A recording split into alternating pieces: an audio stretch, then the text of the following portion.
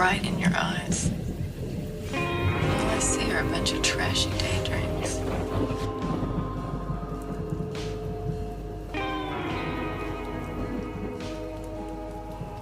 Good evening, everyone, and welcome to Wake Island. Before we get into it, let me set the stage with a quote from Jason's book Omnicide.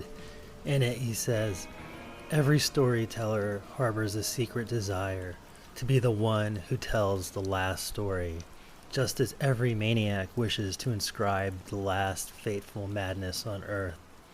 I think this crystallizes the essence of today's conversation. It's not just a great podcast episode, but a truly invigorating dialogue to have with someone so artistically like-minded as Jason, who's not only generous with their time and knowledge, but also has a true passion for the dark poetics of the avant-garde. In a world that doesn't always appreciate the vitality of annihilation, we savored this opportunity. We get into forbidden literature and the last words of poets who lean into the dark, and authors who create at the intersection of insanity and intoxication. We even tread into opium dreams and the idea of mania redeeming nihilism. We explore relentless aesthetics, the beauty of undeniability, and the scenario of articulating our last words at the final moment. What incarnation of ourselves can we summon? What distillation of our essence would we leave behind? I love thinking about that concept. What an ecstatic way to prove your character. Jason Bahbak Mohaghegh is a philosopher, literary theorist, and professor of comparative literature at Babson College.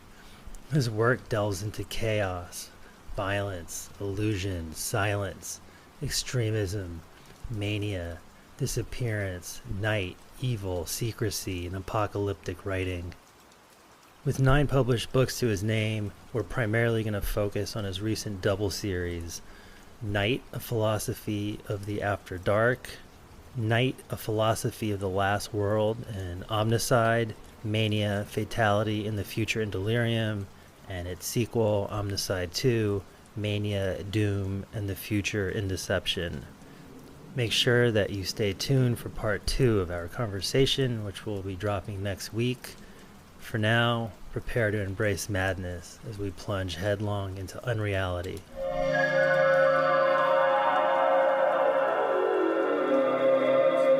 First of all, I would say that, wherever you are in the world, you're the center of the universe. And so this constellation of Eastern or non-Western or outsider writers are outsider from our vantage, in our perspective, but they're absolutely iconic and legendary figures in their own regions. And so I've really wanted, and I've taken great pride and honor in collecting them together, sort of, and putting their resonances out there. But these have been palpitating in our minds and in our blood systems and our veins for God knows how long, for centuries at this point. And you're absolutely right that there is a visceral material quality, because many of these writers have suffered very tangible circumstances: exile, torture, execution in some place, in some instances, extreme poverty. But I wouldn't minimize the prices that were paid on the so-called Western or European avant-garde side as well. You mentioned Rimbaud. He was a runaway who lived in the streets. He probably shivered a lot of nights in the cold there. Potentially died in Java. That's right. And probably considered, a freak and stigmatized, by mainstream society in his time. We've seen the photos of Antonin Artaud with the electroshock therapy to the brain and the devastation that racked across what used to be a very striking, charismatic face. And then we just saw it wither within a decade at the hands of, the guardians of normality. And so they fought madness, they fought poverty on that side as well. It's just we've forgotten that in our idealization of them, and sort of in our retroactive regrouping of them. We forgot that, Nietzsche went mad, and Nietzsche was very lonely, and that solitude was something that, it tangibly manifested in him taking these very, very long walks by himself every day.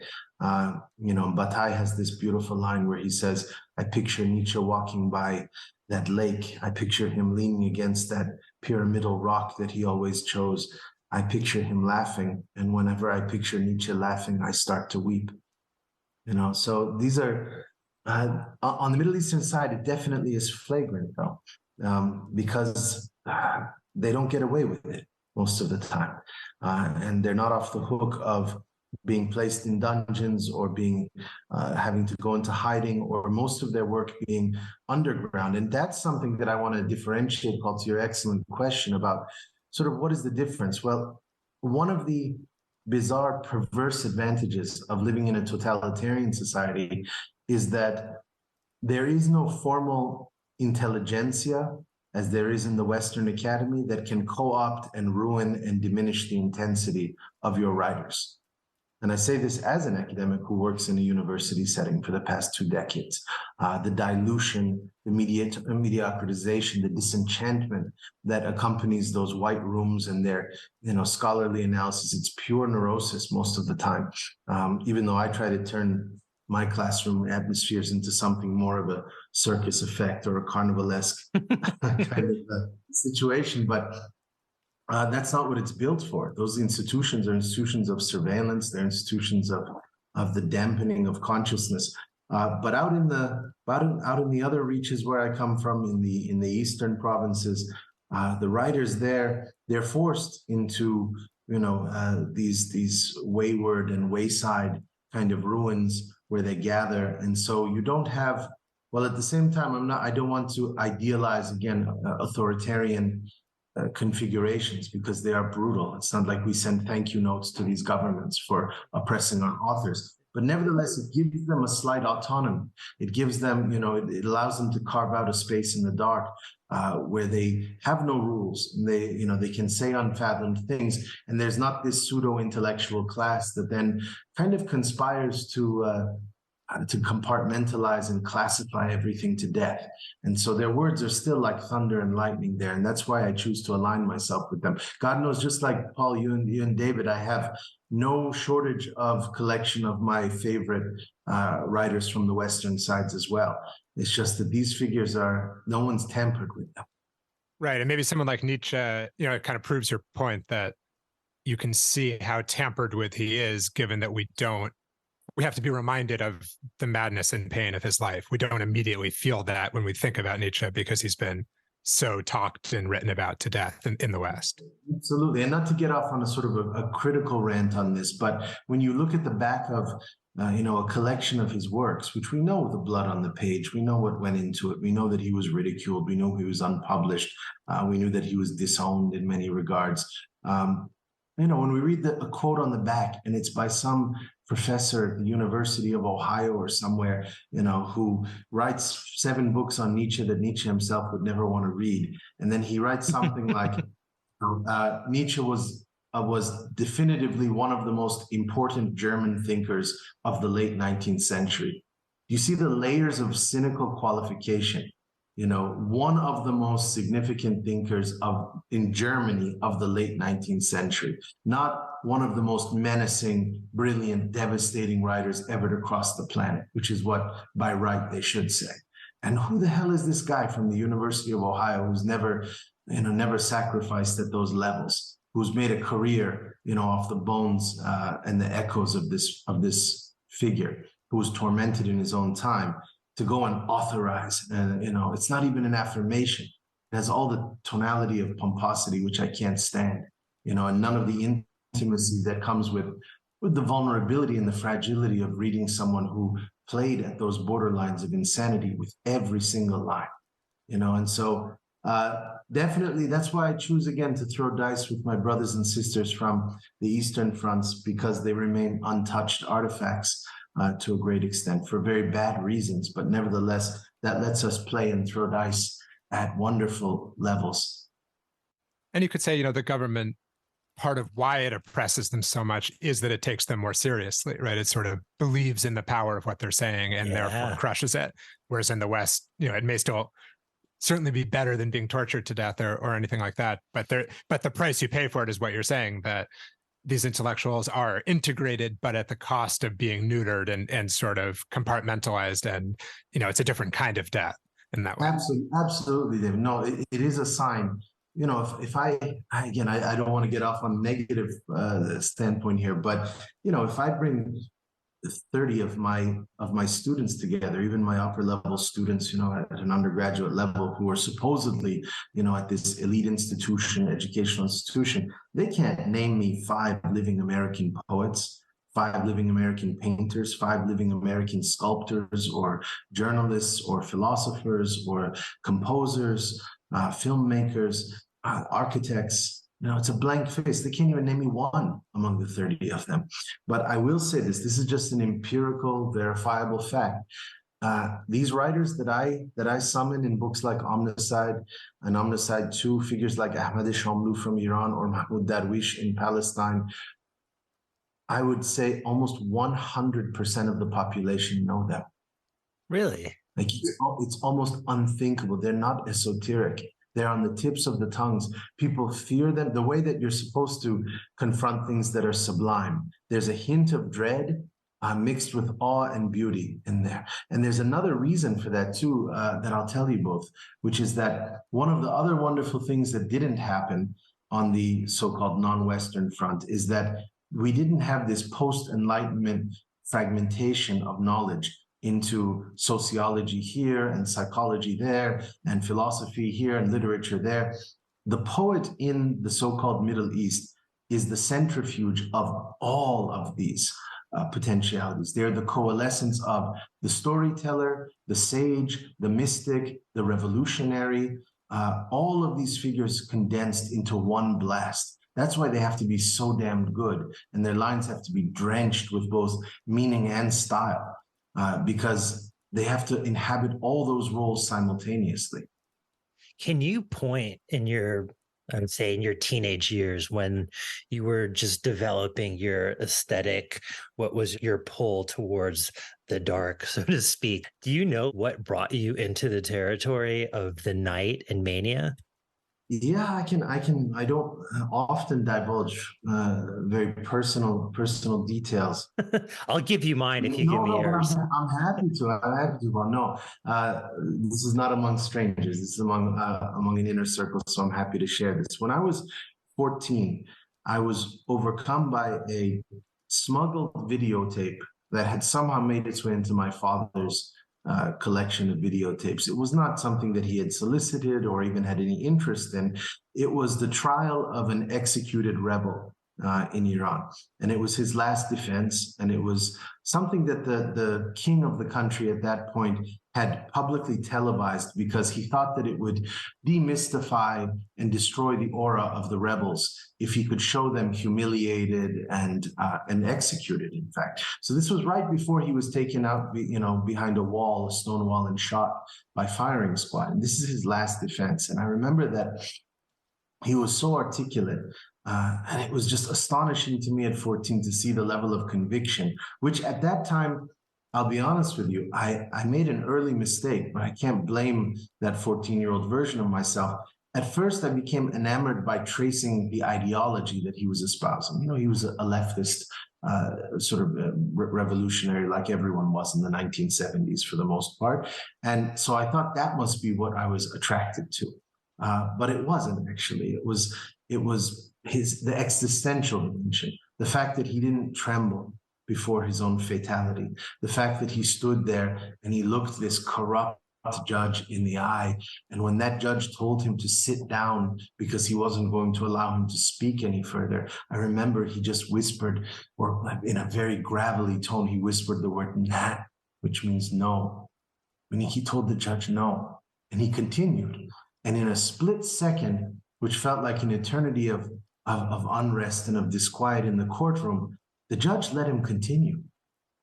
He lost his authority. It was superseded by this figure who, just at the level of the tone of his voice, had vanquished him. And of course, the judge wins in the end because he's got a whole, socio-political matrix behind him ultimately, and he's playing with the power of the collective versus this individual who, is just lightning in a bottle and about to die.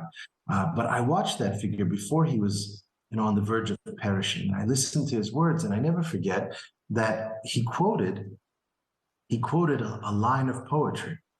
And that was my first real exposure to this type of dark poetics. And it actually, paradoxically, it's the antithesis of what you might think is a dark poetics, because the lines are just three haunting, simple lines. چراغی در دستم، چراغی در برابرم، من به جنگ سیاهی میروم, which means a light in my hand, a light across from me. I go to war with darkness. And later, this is by Ahmad Shamlu, by the way, the great avant-garde poet of that time. And I just thought, I've got to chase those words. And I started looking for them. And eventually I found this figure who himself had been a political prisoner, who himself was often called the Sha'ir Shikanjagah, the poet of the torture chamber. And I started really studying, like a disciple would study a master. I started studying his contours, his moves. I went beyond ideologies. I went beyond the nationalist rhetoric that's, surrounded him, and the identitarian contextualization that Iranians themselves always wanted to impose upon him. And I started looking at this figure who could damn you with a single line, who would condemn you. He has a line where he says, I damn all of you on my father and on my son, and I damn my father and my son. It's an amazing, and I said, where does that wrath, where does that temperament come from? So at 14, I started going down alleyways trying to find this forbidden literature. At the time, there was a time in which that poetry carried a death sentence in the homeland where it comes from, just to carry it on your person. So it's like doubly meaningful that he recited it at his own death sentence. Exactly. Well, not at his own death sentence, but the other man. I mean, yeah. The intimacy, David, the intimacy, it's unspeakable in the West. I can't explain it to a generation that can instantaneously consume the most damaging lines. You can buy Nietzsche's entire life of work for, $25 off of Amazon. But it's something else when you have to steal through back alleyways, avoiding secret police, and you just go into a corner somewhere and you read these few lines that have been smuggled out from the prisons and have been circulated to you, and you tear them up as quickly as you can after you memorize them, because that could bring your whole family to prison, if the wrong person finds them there. And so the intimacy of what it takes to play with your own mortality, and in that way, from the standpoint of the poet who inscribes those words, and then from the reader, is just something that is it's inexpressible. It has a gravity beyond belief. But I started noticing again that same line recurred on the tongues of many young people who were martyred. A lot of 18 and 19-year-old youth, men and women who were executed during that time period and afterwards, who would recite this as their last lines before they died, their last breath, essentially. And I just thought, my God, what does that do to the poet? Because he's seeing these videos, or he's hearing of these things, and the burden, the severity of that on his consciousness. And I wanted to figure out who could withstand that unbearable price of being the mouthpiece or the spokesperson or the echo of these ghosts, these wasted lives. So that was my first real exposure. And I will say this to Paul's original inquiry. My grandfather was my first teacher. He was my first teacher of literature and philosophy and mysticism, because it's all wrapped up into one. And he taught me the classical Persian poets at age 4 or 5. I was reading them with him. And my grandfather was a genius. I adored him. He was wise beyond belief. He was a quiet man with a kind of heaviness to his persona. When he spoke, you listened. And I was infatuated by his storytelling abilities. He had one of the most beautiful, elegant voices for recitation. But he absolutely hated this type of poetry that I started going after at age 14. He didn't consider it a personal betrayal, to his great credit. He didn't personalize it. He just aesthetically and existentially, he worried for me, but he also, to him, the definition of poetry was escape and moments of transient pleasure or elegance in an otherwise brutal and cold world. And so to see poets lean into the dark, lean into the midnight, speak in apocalyptic tones, he really was disturbed by that. But to his credit, He sat there for hours and hours and read the poetry with me.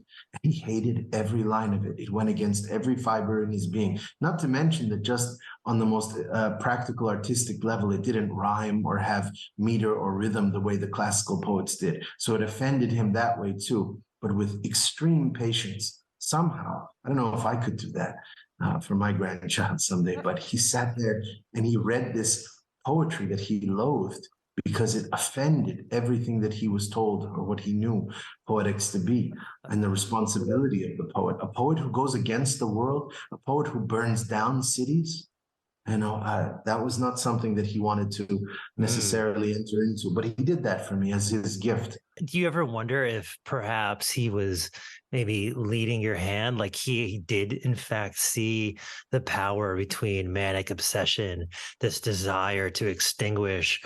Like he didn't want you to become a heretic or to follow in those footsteps, because everything that you said that he perceived to be good poetry is how I perceive a lot of these poets that you write about. Exactly. It wasn't simply, he didn't have the luxury of neutrality. It wasn't just a disconnected judgment that he didn't like the poetry. He didn't like the destiny that came along with it most of the time. But I would have reminded him, and I did at one point say this, that his favorite poet, Hafiz, the great sensualist, proto-romantic poet that Goethe spent a lifetime translating, he was a poet of the ruins and of drunkenness and of cosmic intoxication. It's an amazing poetic figure. Hafiz died in poverty with extreme debts, with his wife and his child dead way before he died. The man was in agony his whole life. He never left his city, his home city. Nowadays, Hafiz is this revered, adored figure. Of course, always posthumously, they come to recuperate. Artaud has some great line like, they laugh at us now and live off us later.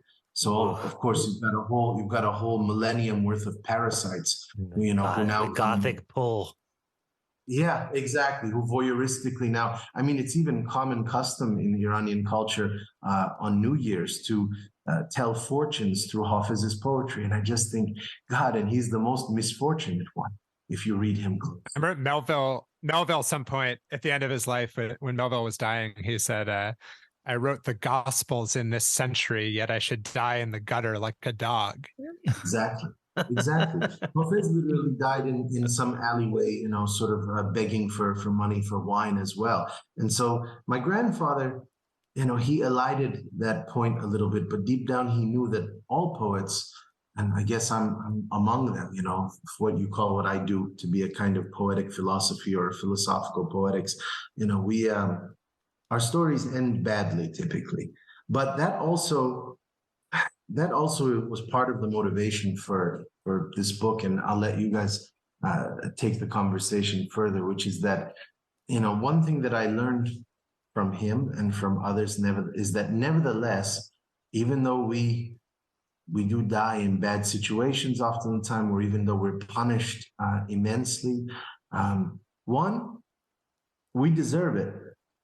I say that as an existential practice, because if I ever think that we are owed something else, that we are owed greater, that's when you start to get soft. Nazim Hekmat, the great political prisoner poet from Turkey, the most astonishing poet of the 20th century in Turkey, he always used to say, he has a poem called Some Advice to Those Who Will Serve Time in Prison, meaning to the next generations. He spent, I can't remember, 19 or 27 years. God, when you get at that point, you stop, the number becomes irrelevant. But he, I remember, said, try to have bad dreams in prison, because good dreams will make you soft.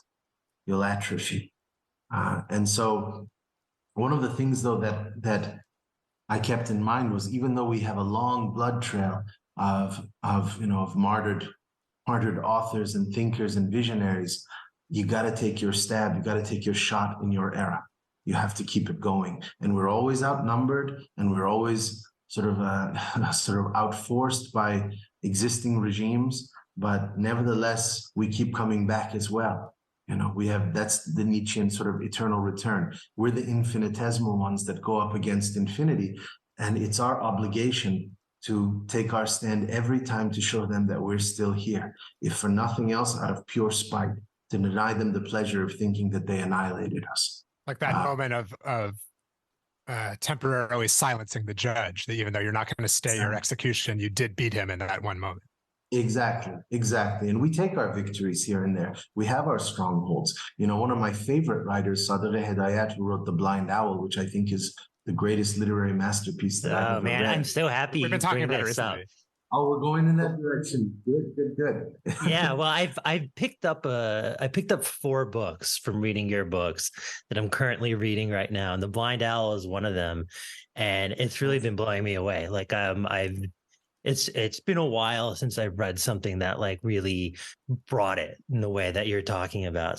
Of course, and again, to go down that bad passageway of sad stories. Hedayat obviously is a suicidal writer, but he also, after his first suicide attempt, where he was saved from drowning in a river, not by his own choice, by a kind bystander, which infuriated him. But then he took it as a signal that he had some unfinished business, some alternative destiny left unsettled, and he spent the next 12 years just manically writing and rewriting The Blind Owl. And I've seen those notebooks up close, just tens and tens of notebooks, and they're almost identical. It's a mosaic that he just wanted to get absolutely right and absolutely precisely. And then he ended his life in Paris. And I've been to that apartment too, where the police found him. Yeah, sprawled across the ground. And you can find, it's hard to find online, but you can, if you search hard enough, you can find the image of the photograph that the police took of him when they put him on the bed. They took him off the kitchen floor, and with some moment of decency, they laid him down on the bed. And it's this beautiful, almost crescent moon blurred photo where his body is just arcing across the bed. And that's his... That's the last image of him. And so what I take as the astounding achievement on his part is that it's, as you see, Paul, from reading it, it's not a book about Iran. It has nothing to do necessarily with the culture or the country or the region even. It's an unreal, hallucinatory opium haze vision of his own. And yet every regime in Iranian history since his death has banned it, even though it doesn't have an ounce of overt socio-political messaging to it. It's just a solitary, bizarre figure's rant, in an opium dream, and they tremble at sight of it. The theocracies have banned it, the monarchies have banned it, hell, even the leftists banned it when they had their chance. That's when you know it's good. Yeah, exactly. When you checked all the boxes at once. This brings me to 2 really important questions that come to my mind. One of them, especially obviously when reading your work and reading The Blind Owl, one of them is about pilgrimages, which I definitely want to get into. But do you think Mania redeems nihilism? Yeah, I don't want to necessarily draw a parallel here, but many of us know that 2 absolutely brilliant philosophers of the 20th century, Gilles Deleuze and Félix Guattari, wrote, in favor of schizophrenia. They wrote 1,000 Plateaus, which is one of the most gorgeous and intricate philosophical works. I can't stand people who are critical of it, because it's almost like as irrelevant as criticizing a dream. If you're relating a dream to someone, you don't say, well, I disagree with that. Just drown in the imagery and in the gestures of it. And it's a wonderful thing. But what I noticed was that while they tried to redeem nihilism through schizophrenia was the most abused sort of archetype of psychoanalysis and of society. It had become the ultimate scapegoat in the 20th century. It was the ultimate definition of psychosis. And so they were really in scorched earth, like just bad zones trying to recover that. But I noticed something. I noticed that for all the thousands and hundreds of thousands of pages that Freud and his disciples poured out on different forms of psychosis and madness and the histories of insanity that they cataloged and their symptomatologies and their diagnoses, they all steered clear of mania. They're terrified of mania. Mania would not bend the way every other madness that I'd noticed, from schizophrenia to hysteria, which was the original psychoanalytic diagnosis of Freud's master Charcot, hysteria, melancholia, obsession, paranoia, all of these, one after another, could be documented, but mania barely ever crossed their lips. And the reason for that is they didn't know how to deal with it. It almost reminds me, I'll just make this parallel. You know, a lot of people don't recall this or recollect this just immediately, but the first word, according to the Western canon, and that's a very problematic idea, but if the first work of Western literature, or one of the first works, is supposedly Homer's Iliad, you know, we forget the fact that the first word then in the history of Western literature is rage. And it starts rage, Achilles. It's the first word of the Iliad. And I think that's an unbelievable thing because as well as, by the way, there's a whole continuum there. The first novel supposedly in the canon of Western literature is Don Quixote by Cervantes, which is about a madman. The first modern novel is supposedly Crime and Punishment by Dostoevsky, which is about a madman. And so when I go back to rage, it's this ethos, it's this stance that Achilles inhabits. You know, he's the figure of rage. And there's a moment in the Iliad, and I've said this before, but it's my favorite moment, that when he steps on the battlefield, at the end of the sort of 10 years of blood and guts and war, and Achilles is doing nothing, presumably, he's just idle on the beach. But finally, when he advances on the battlefield, he finds an excuse, he finds a provocation, a justification to unlock his kind of mania. The whole Greek army that's supposedly on his side takes 3 steps back because they know he'll just kill everything in sight, that he doesn't understand parties or nations at that point. It's just whatever is in the realm of perception, he will slaughter. And he starts to do that. And he starts hacking bodies and mutilating and piling them up one after another in a river right in the middle of the battlefield. And the god of the river at that point becomes so disgusted and insulted that he goes to Mount Olympus and he protests to Zeus and the other gods, the Olympian gods, and says, "This Achilles has offended me. He is choking my throat with the blood of his victims. Stop him." And if you read really closely, even though it's heretical, even in Homer's time, Homer essentially has Zeus mouth the words, "I can't." He can't stop rage. And in the same vein, society, politics, economy, culture, religion, and psychoanalysis combined can't stop mania. And that was my reason that I wanted to go after it and to honor it to some extent in this work. That it's like the night, it's a kind of eternal and irrepressible flip side to whatever is known or whatever claims to be in power. Exactly. And it's a fascination with one thing at the expense of everything else. And so the manic figure, you can't convince them of, you can't get them to fight a war for you. You can't get them to vote for a political figure for you. You can't get them to become absorbed in everydayness. They're infatuated with their stone garden, or with their razor blades, or with their library, whatever it is. It's this full immersion in a whirlpool or a vortex of oblivion. Nietzsche says this too. I quote this all the time. He said, "The artist is the one who forgets everything to do just one thing." I love that.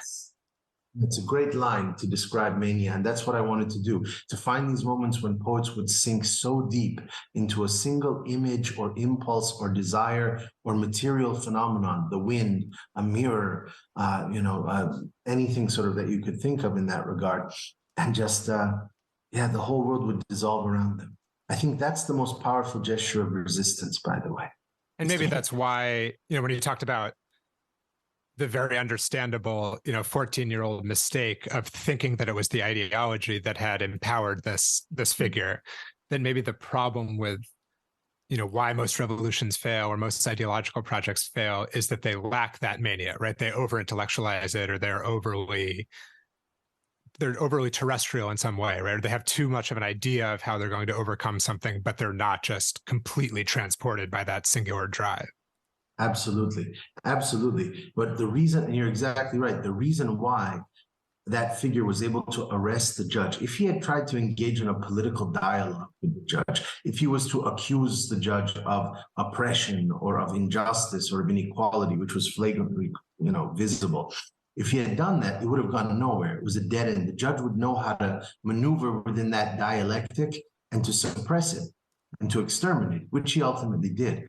But that split second, that little sliver, of fugitive time where he was able to bring the whole courtroom to its knees and pause was because he was captured by the rhythm of his own words, and that was the thing. It was the narrative dimension that he said no, as in, don't interrupt me. I'm on fire here. I'm in the zone here. And it had nothing to do at that point with the political proceedings or the outcomes there. And nothing to do with, when you say outcomes, nothing to do with the future. The fact that they were about to kill him. But it only had to do with the fact that they were about to kill him, in that, like you talk a lot about poetry or philosophy of the last moment or of the last word, that there's some sense that he was able to embody that because he knew he was going to die, right? He wasn't arguing about what's going to happen tomorrow or, how's our plan going to proceed. He was like, this is it, here I am, right? That's a great qualification, David. There's a difference between the future as a kind of triumphant legacy idea of, I'm saying this is a message to future generations. That's not what was happening here. It was precisely as you said, someone standing at the precipice of a last breath, 3 seconds before the free fall, and thinking, I'm going to summon the absolute damned best words that I've ever said. This will be my best hour. That takes ridiculous, absurd conviction and composure beyond belief. There's a story that my great grandfather, my grandfather's father, that when he was walking through the streets at 83 years old in his small town in Iran, that when his heart started seizing and he was having a heart attack and he knew he was going to die, that he placed his hat on the ground very calmly, and he took his suit jacket off. Men in those days always wore nice suits, independent of what class they were. And so he took off his nice suit jacket, he folded it across his arm, put it on the ground, and he sat there because he wanted to die in the public square with honor. He didn't want people to see him, falter. And that etched an image. I heard that story when I was, 7 or 8 years old. And I thought to myself, even Socrates says philosophy is the art of learning to die well. And my great-grandfather, according to the story at least, died well. And so I guess that maybe inscribed a curiosity in me that I've been searching for a long time too. These writers, right when the world is about to disappear from underneath them, right in the doorways of that abyss, God, they speak their best lines. Oh, I love it. I mean, that Nietzsche line that you said reminds me of this line by Ralph Waldo Emerson, and it's, the way to write is to throw your body at the mark when all your arrows are spent. And it really makes me think about the idea of volume and relentlessness as a medium or as an aesthetic. I think it's something that you do in your books, but it also comes through in work, like even like films like Jodorowsky's work, or Eden by Pierre Guita, The Blind Owl, which we were just talking about. Like, do you think that relentlessness and volume can be an aesthetic that is maybe partial to being in books, that is meant to overflow the bounds of what a reader is able to comprehend? It's a great way to put it. I would have put that as the blurb on the back of the book if I had met you before. Keep me in mind for the next one. Absolutely, no, that's an excellent encapsulation. And you have a talent of extracting personal details. So I'll share one more with you, which is that when I was embarking on my first book, which was about chaos, it was called The Chaotic Imagination. And I look at it now. I mean, I'm actually proud.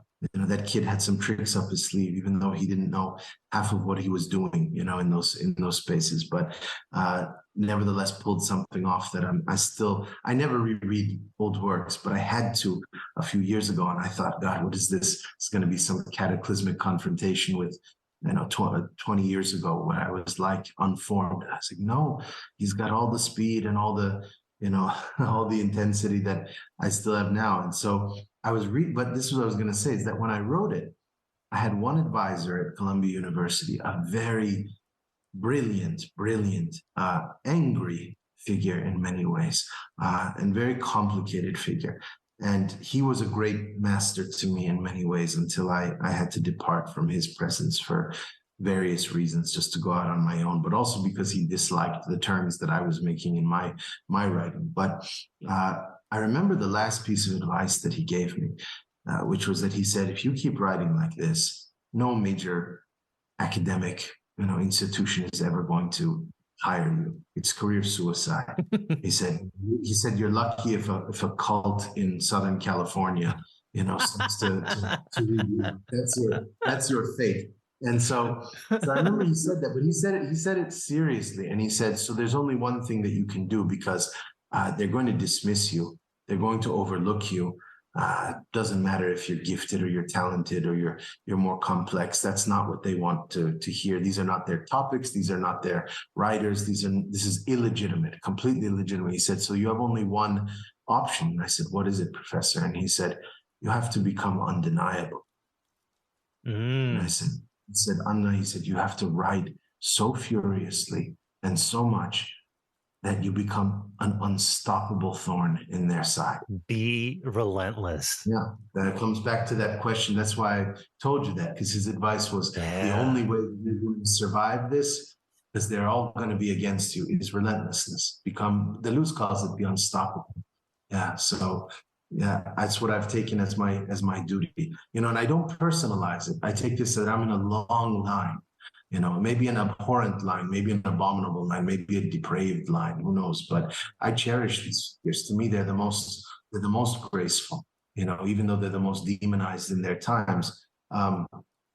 And so I had to step up. There's no time for anxiety. There's no time for career opportunism. There's no time for, I've seen where they've been. And so if I lost jobs or lost chances, in the academy, that was nothing compared to what others had given up. So, but I had to do what they did, which was to become relentless and unstoppable, to the point that there's too much of it floating out there for them to say we've never heard of it. Even if they'll never teach it, they'll never engage it, they'll never recommend it to their grad students, that's fine. Let them know that it's there at the very least. So anyway, not for my own posterity, but to honor the tradition I come from. And I think that's what makes it so alive and so compelling to read your books, is that they are about the kinds of figures that we're talking about, but they really also channel those figures, or they partake of their style, which is so different from the kinds of Nietzsche books or Kafka books that we were talking about before that are almost the opposite, right? There's something very, those books feel extractive, that they're like dredging something out of the corpse of a Nietzsche or a Kafka in order to promote their own agenda, which is usually a professional agenda. Whereas I think your books, they're animated by the same people who you're talking about. Absolutely. You're a writer, and so you understand this, and you both can attest to this as well. But I didn't, again, that's one other element of being from the other side culturally, and, from the other side of the game, the other side of the globe, where there isn't a reigning intelligentsia. I mean, there's a state apparatus intelligentsia, but they're laughable and nobody takes them seriously. They're there for propagandistic reasons, but nobody's teaching these figures that I adore. And one interesting thing then is that if you are reading them in Iran or in Palestine or in Egypt or in any of these places, if you're reading these figures, it's because you want to be one of them. It's not because you want to be the guy who writes about Samuel Beckett. You want to be Beckett. You want to be in those throes. You want to be in the game with them, in the arena. And so to me, it was always a strange response and a reaction that a very young version of me, when I first entered the academy, I had a kind of accelerated path. I got my PhD when I was only 24, and I was intellectually capable, but I was, I didn't quite understand the nuances and the pitfalls of some of those circles and the bad politics of it. But I always was naively dumbfounded or naively surprised by the stares I would get when I would submit some of this type of, philosophical or theoretical writing, and they would say, "Who do you think you are? You think you're Nietzsche? You think you're one of these?" I'd say, "Isn't that the point? Isn't that why I studied them? Is to try and operate that level?" And they would look at me and say, "No, you're a scribe. a prophetic figure. You're not a messianic figure. They're the pantheon. You're just a scribe. You're a monk, essentially. You're a librarian, guarding the old manuscripts. And I couldn't stomach that, because where I come from on the other side of the world, that's not why you read these figures. If you're going to read them, it's you better be good. You better be among them. You better be striving or aspiring to have words like those. So yeah, definitely, I appreciate your noticing that and observing that I don't consider myself a scholar in the least in this regard, even though I know all these poets have memorized thousands of verses of their poetry. Nevertheless, all of that is in the service of me trying to show them that I have my own game, and I'm inviting them, into the fold of that game. But that, yeah, I'm one of the tribe. Yeah, I love that. I mean, it definitely makes me feel that mania can, in fact, be transcendent. Because I remember a line that you said that mad figures exist in a state of emergency. Do you think that we're in a state of emergency right now? Or have we passed that point of ever going back to what we think is going to be the middle, the neutral place? It's a great question. Well, that's a very complicated question in terms of ways. No. I love it as a question, because it's the most important one. If we are searching for even the slightest trace of what some philosophers have called ecstasy, others have called vitality, others have called, enchantment, you can call it whatever you want. If we are in a bad age, a stale age, a gray age, although I would warn that almost every writer who's ever crossed the earth, every great one, has thought they lived in the worst age of all time, because it's always been bad. You almost need to in order to become a writer. Yeah, exactly. To that extent, though, there is some truth to the fact, though, that if you ask me the question of what do these spells that I weave in these books, how do they settle? How do they strike? We're not in ancient pagan worlds where, Pharaoh's sorcerers would speak a line and people would fall into trance. I wish we were in that state of immediacy. And maybe I'm romanticizing even that era, of course. Maybe that was not the majority even then. But nevertheless, I do think we're in a very strange time of saturated information, which just makes the ability to rise to those temperatures more difficult. But I will tell you, you can do it, but you have to be cunning. You have to be manipulative to some extent. So, Baudrillard said something wondrous at the end of his life, or near the end of his life, before when people weren't really reading him as much anymore. But he had said something outstanding, which is, he said, the only way to really contest this era of hyperproduction, hypersimulation, hyperrealities, everything talking at you, everything lying to you, everything selling you, is to revive an ancient concept of seduction. We need to become seductive again. It's the only thing that can win. Not serious, like revolutionaries and academics and all of that, but seductive. We need to become those storytellers who would travel through your village in the ancient world, and, the stranger on a strange night who for some reason keeps you in conversation until 4 a.m. But I will say this, I've done that. I've tried to inhabit that. I do that in my encounters, but I have no delusions of grandeur. I can captivate someone for an evening or for an hour, and I can make them think otherwise, and I can pull them slightly into other territories of possibility. And I can even make them almost vampirically by force become slightly more eloquent than they've ever been before, or more imaginative, but it doesn't last long. Well, you need to be a terrorist or a revolutionary to actually do it in the way that you can't come back from and you're all in. To some extent, but even revolutionaries and terrorists are banal figures ultimately. You quoted Rimbaud. Rimbaud said something like he couldn't stand revolutionaries because they just did too much work, and he was extremely lazy. And he privileged idleness, which so did Kafka. Kafka said that the essence of his genius was in the fact that he was perhaps the laziest writer who ever lived, and the most unmusical. But no, I take that to heart then, that, I've seen it. I've seen that look in the eye for a breath, for a spell, for a little meanwhile, that you can pour into them and you can whisper in the ear, and they'll say things that are unique and rare and anticipated. And it's not that you're conditioning it, meaning you're kind of almost like in martial arts, you're training them for an anomaly.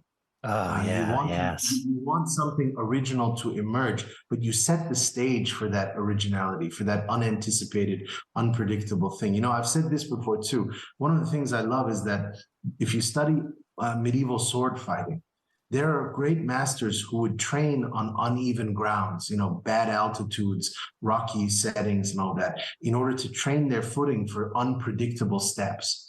The same with pirate cultures. Pirates used to train loading their cannons on the ocean during storms to see if they could master the undulation of the waves, or at least kind of acclimate themselves to unstable conditions.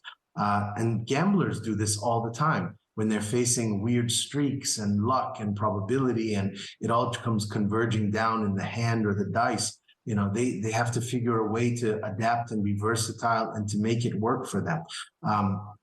And so, anyway, all of this is in saying that that's what you do. It's a kind of alchemy. How do you turn someone for a while? I try to do that in writing on a page. I try to do that in conversations, in the right moments when you have just a sliver of separation or distance from the rest of the world. But inevitably, they fall back. And weirdly enough, they fall back with resentment a lot of the time. Where they feel maybe ashamed or afraid that they were able to be seduced in that way. Yeah, and also angered at the fact that they can't get back there. Yeah, right. Or that they need you to get there. It makes them feel bad that they know they're capable of it, but they can't get themselves there.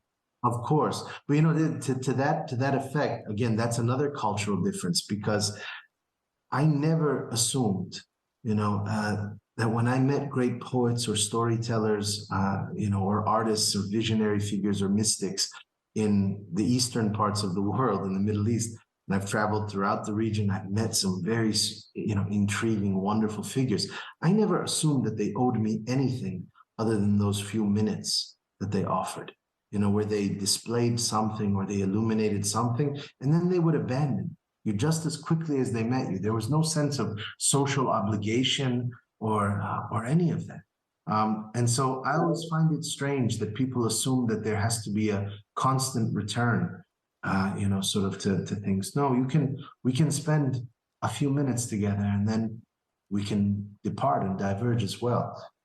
I love this one thing that you said, that the artist is someone who obliterates everything to do one thing.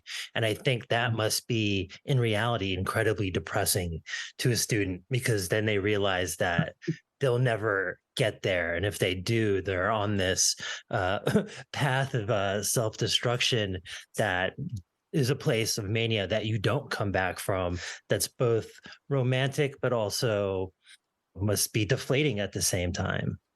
Absolutely. Let me say this to both of you. If you picture, at least in the American context, since I know a lot of your audience is from the States, if you picture in the American context the history of carnivals, and you imagine that they used to surface, and appear on the outskirts of small towns throughout very conservative areas of the country, morally conservative, religiously conservative, nationalistic, ideological sort of 1920s, 1930s.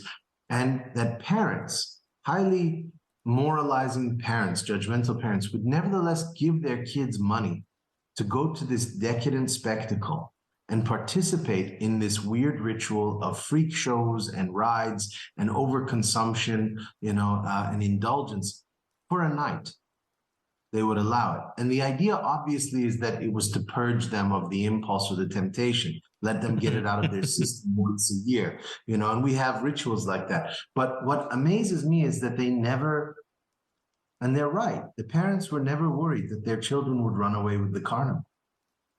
And to the same effect, modern capitalism is not worried that when it creates an artificial simulation of a paradise like Las Vegas, where everything is sort of for grabs and nothing is illegal, and you can gamble and you can, indulge yourself and you can do all these things. The illusion, at least.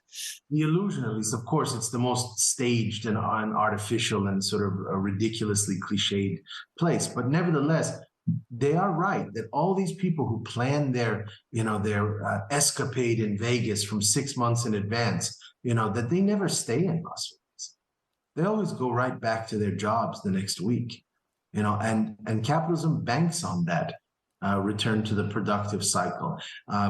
It's in fact built into its logic of productivity to allow these weekends and these weeks off. That's why they're doing all these corporate retreats and yoga on the roof. It's a hilarious sort of gesture that they're doing. But I was the weird one who ran away with the carnival. I was the one that my grandfather should not have exposed to these worlds or these poets, because I gave my life to. But you cannot escape the mark within, I guess. Yeah, exactly. So I never went home again. And the person I was supposed to become, according to all social, political, economic, cultural contexts and histories, I killed that guy a long time ago. He became a hypothetical figure at the mercy of this hypothetical figure who I invented out of necessity, because I wanted to, run away with the ghosts, essentially, and with these great figures, these strange deviant figures. So, but then it becomes an interesting question to me always of, if the carnival is better, it's a question for Freud, that why, if people know their dreams are better than reality, meaning in their dreams they can fly, they can metamorphose, they can levitate, you can feel passions, you can fulfill fantasies and wishes and desires. Why are people, do they feel obligated to the reality principle? Why do they elevate or privilege the waking world? In a fair fight, you would think that the dream would win every time, because it's not a fair fight, because they terrorize you if you stay in the dream. That's what their asylums and their prisons and their hospitals and their alleyways are for. For those who decide to dwell too long in that ether, well, they've got a whole host of machinations, for them.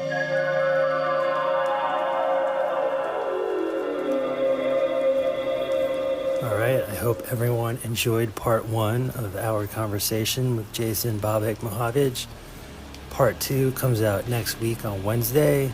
In the meantime, if you could give us a good rating on iTunes or on Spotify, we greatly appreciate it, and have a good night.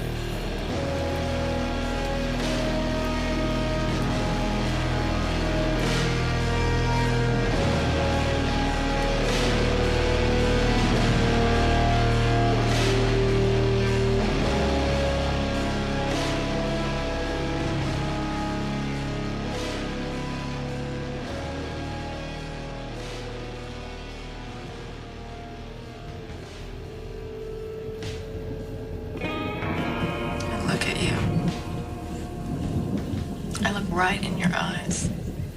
All I see are a bunch of trashy daydreams.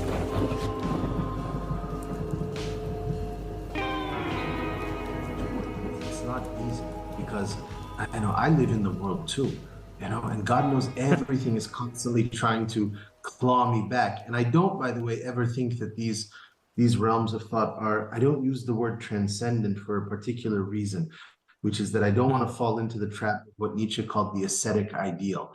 The ascetic ideal is the idea that there's some pure space. No. This space gets entangled and gets corroded all the time. They creep into it. They try to steal from it. If I had that sense of innocence, I would falter. I would really fail badly. I see more of as a criminal enterprise rather than a purist enterprise. I can steal wallets and pick pockets here and there, and that's what every page is. It's a stolen hour of the day when they couldn't get to me, and when the reader couldn't be, forced into being economically productive, right? You're absorbing the time of people into this world. Yeah, exactly, and are willing to waste something on me. This is a very simple test, I'll tell you both, that I enjoy, but it breaks my heart.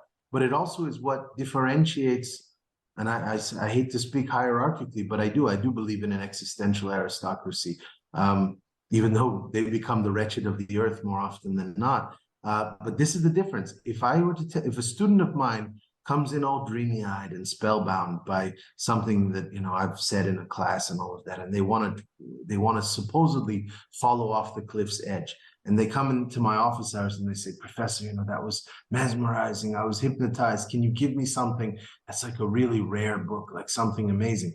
And even if I hype it to the fullest extent and I tell them, listen, I'm going to give you a text that if you read it the right way, it's almost like a transfusion of powers, like a vampire's bite. It'll change everything about everything that you've ever known. So take it carefully and get it back to me by next week.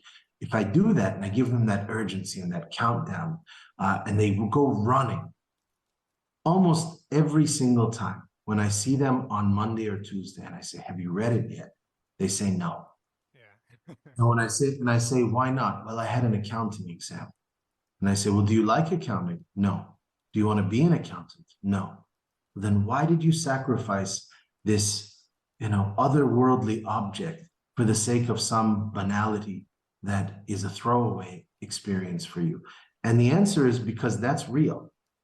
The accounting test to them is real. You know, it's something that must be done. And what I've given them is a sort of luxurious, exotic thing that you can come back to anytime. Or it's dessert that only can be eaten after you've eaten your vegetables. Exactly. And so there, you had said it, it's sort of the moment of waste that they give to it, which to me is perverse because it's the upside down for me. I live and breathe in these realms, you know, and the other stuff are my wasted hours. But to convince them of that, oh, I've got a whole globe against me. You know, I've got a whole world telling them otherwise, you know, and so it's a hard sell to make them actually give those. But that is precisely the existential test that, you know, it's why someone like Beckett was willing to starve, you know, until his 50s, you know, to write those weird labyrinths, you know, of his. It's all of them have been in those places and they've made the right call. You know, they chose the right door in the maze, which was the loneliest one and the hardest one, and the one without immediate reward, and the one that no one said was serious or real.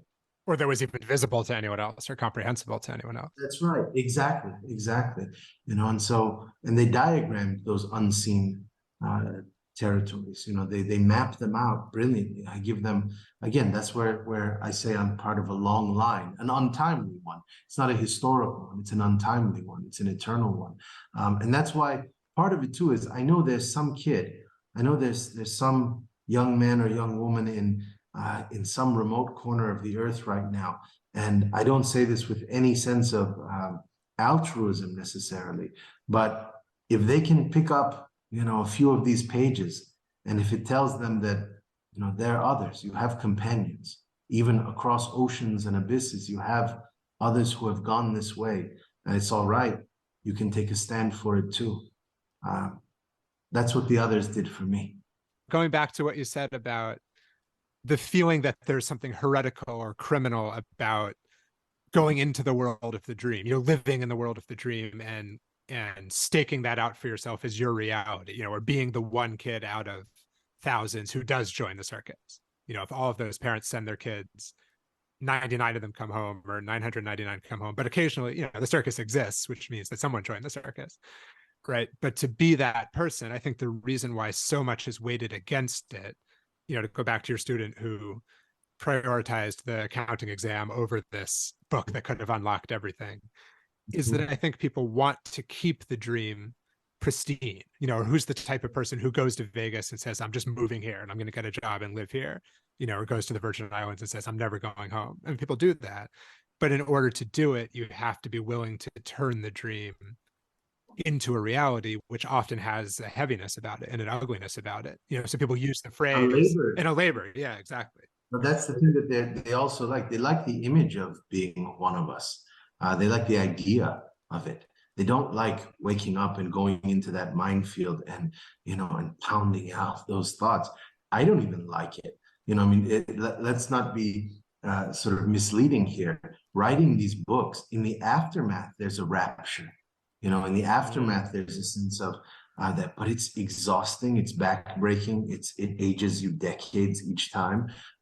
You get broken. As much as you break, you get broken in it. It's like being thrown by waves in an ocean at high tide, and so there's a lot of wounds, there's a lot of bruises, there's a lot of spilled blood on the floor to do that. And I don't say that with any sort of sense of immensity, because who cares at the end of the day, except that you're doing it because you like the game and you want to see if you can how well you can play it. But they don't really have a hunger or a passion for the labor behind it. They don't want to put in those hours or really test themselves that way. They like the idea of being profound. Everybody likes the idea of being a philosopher, or of a great poet. But to actually do what it takes. But there is something else too. When we go to your point, David, about the fact that why they want to keep this sort of in some pristine layer where they think they can always come back to it, and they once touched upon, they flirted at the borderlines of this landscape that was different, and they just want to keep it elevated in that way on a pedestal. There's something that's extremely irresponsible and for me even despicable about that, and I'll tell you what it is, which is that their reality principle, there has to be some measure. For me, who's the most untimely person, who doesn't like to bend to the laws of history and all of that, there has to be some historical literacy. What they call normality has been the most genocidal and psychotic mechanism in the modern age that we ever could have fathomed. Nuclear bombs, holocausts, concentration camps, gulags, you name it, and it's still going. I can say this as someone who's from a region where most of the most ancient civilizations, the majority of them, are on fire right now. Iraq is burning, Libya is burning, Palestine is burning, Afghanistan is burning, Iran is under totalitarian theocracy, Egypt is under military dictatorship. It is horrific. Syria's in civil war, where kids are exposed to chemical warfare. It is absolutely horrendous. And there's nothing Middle Eastern about it. This is global and epochal. It's the same things that motivated, fascism or Stalinism or global capitalism. They're all eating at the same banquet of terrible ideas. And for me, this is actually something I will give just immeasurable credit to Freud for. Who's often perceived as an enemy of my work because I'm trying to go against the asylums and free the lunatics to some extent. But because Freud Freud did make a bad decision in the end. He did side with sanity, but he was the first one. Nietzsche also to some extent, but he was the first one who called it for what it is. He said what we call normality is absolutely psychotic. Absolutely psychotic. You can read it in Civilization's Discontents. Like a prophet, he saw the furnaces and the ovens coming. He saw the killing fields, and he said, don't fool yourself. This might be normalized. This might appear to be every day, but that is, we're in a fairy tale. We're in the blackest fairy tale that you could ever imagine. And the leaders and rulers of our world are psychopaths. And part of the war that I'm staging in these small books that no one maybe reads except a few friends like yourselves is that I believe in that old Bedouin line, only a wolf can kill a wolf. The indigenous people say that too in the Americas. Only a wolf can kill a wolf. Only a madness can stand up against a madness. So I send my madmen against the madmen who are on the thrones. Yeah, and to show how similar they are, to show how one can reveal the madness of the other in a way that if you're coming to it from a position of sanity, it will look sane, which only makes it worse. Which is why, it's to some extent, there's a slender resonance here to even figures like Shakespeare, who delighted in the fool, in the court. And the fool was the one who could get away with mocking the king. No advisor, no minister, they'd have their heads cut off, in an execution spectacle if they dared to imitate or impersonate the king in an absurdist fashion. But the fool could jump up on the throne, could make fun of the king, and the king would laugh. And there was this moment of lightness that was injected, but it actually was extremely severe if one understands that exactly as you said, the fool was unveiling the madness of the king and of the entire idea of monarchy. Who on earth honestly believes that kings exist, or presidents, or senators? Or that this could even be something that we contend with. I think one of the bottom lines that I get from reading your work and from hearing you speak is that only through lunacy and delirium can we get into a space where philosophy cannot penetrate. And like otherwise, you're just playing into the insanity of it while making yourself even crazier and just letting the entire thing spin out.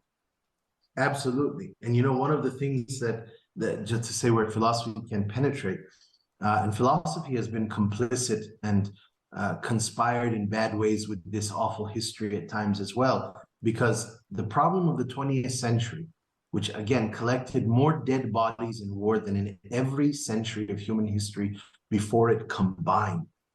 I mean, the slaughterhouses of the 20th century, the bloodbath of it is something we're still reeling from at this point. But part of what was motivating it way beneath the surface of the ideologies and the political economic mechanisms, which bore me to tears, was the quest for meaning and the problem of belief. They all believed, you know, it's not you can call yourself a king. You know, Alexander the Great called himself, I actually like him as a historical figure to some extent. You know, he was a manic. It's okay to call yourself an emperor and to devise titles for yourself as long as you don't ever believe it. You know, that's what ruins the masquerade, is if you believe it, you know, and they started to believe it. Even psychoanalysis, my biggest problem with them is not their ideas, it's that they started to believe their own hype. They started to believe that they were a science and that they were absolute in their judgments. And that led to the violence of the asylums, is that will to judgment that comes after meaning and belief. And so you're right, the delirium that I'm trying to transfuse into the bloodstreams of the readers, it's precisely one that disconnects them. I adore these writers. I don't believe in them. Not for a second. You know, that's a different strand, and that would kill it. That would disenchant it. It would actually offend them because it would take away from the genius of their inventiveness. If I recognize that they created something out of nothing, then I can't, that's not a place for belief. That's a place for wonderment. And maybe that's when you talk about Baudrillard talking about seduction, it's like seduction can be a beautiful experience for the one being seduced, as long as you know you're being seduced, right? And it becomes kind of frightening or totalitarian if you truly believe what the person's saying, and then they're just tricking you. They're not seducing you at that time. There's, you know, Dave, there's another quick qualification I can make to that too, because obviously a word like seduction is very controversial, especially in our era. But it's not, if one knows how to define it and particularize it, that we are right now entrenched in an age of predatory, sadistic sort of behaviors from those who are in powers, you know, sort of in power positions. But the type of seduction that Baudrillard meant, what Artaud meant in the theater of cruelty, what Mahmoud Darwish, the great Palestinian poet, means when he said, "And I am one of the kings of the end," one of my favorite lines of all time, is an idea that through this encounter, you know, where a violation or a manipulation or a transportation or a traversal may occur, I promise you one thing, it will make you stronger. It will make you more powerful. And all the writers that I adore, whatever poisons they like to leak into our ears, they only want us to be stronger. And not for altruistic reasons, again, not for selfish reasons, for the selfish reasons that their worlds are better if we are electrified, you know, if we are inspired. And even the word inspiration comes from an ancient Greek. It means to breathe into someone, quite literally. If you think of to you know, respire, to inspire is to breathe into someone. It's an extremely violent etymology, but it's a beautiful one. It's the one that created oracles. If there is a dark undercurrent, obviously, to my, you know, doomsday or apocalyptic poetries at times and philosophies, nevertheless, I do believe this is the highest moment of existence. I believe it's the most powerful. I believe it's when things are most energetic and kind of the thermodynamics of being, you know, the heat and the, you know, and the pressure is all combining to produce the most stellar things, the most amazing things. And so that's my vested interest. It's not to ruin the reader. It's not to hollow them out or empty them. I save that for the ideologues and the politicians of the world, and also the academics. They have a vested, and psychoanalysts, they have a vested interest in subjugating their listeners and making them weaker than they have ever been before. That is the system of controls behind society itself, and they play into society. No, our little feasts, out in the hills, they're meant to make people faster, make them smarter, make them more impassioned than they've ever been, if we do it right. But there's some twists involved in that. That's not always a pretty process. And maybe that's what became, it's inevitable if you become famous enough, I guess, but it's what ossified within Freud, that he began within, not just on the side of the mad, but like within that headspace. He was able to embody it, or to genuinely understand what he was trying to look at or look into. He could look back at it or let it look at him. And then at some point he was just elected to be the high priest, and then he was in the position of just doling out punishment, basically. Well, he, again, there's so many things that astonish me about his career and his genius, his absolute genius. I mean, he dropped a bomb on the history of thought that no one saw coming with his theories of the unconscious. But nevertheless, it takes a bad turn. I don't want to get down a weird detour here, but Omnicide is a war against psychoanalysis to some extent, among many wars that it tries to launch. But for the reason that there's a young Freud who goes off to France to be an intern or do a residency with Dr. Charcot at an insane asylum for hysterical women. And what a lot of people don't know, or those who studied this know, is Dr. Charcot was a very strange figure. He was brilliant himself. He was a great neurologist, but nevertheless, he took endless photographs of the women in the asylum. You can go Google these, people have seen them in really exaggerated states of agony or of overperformance and sort of hysterical syndromes and all of that.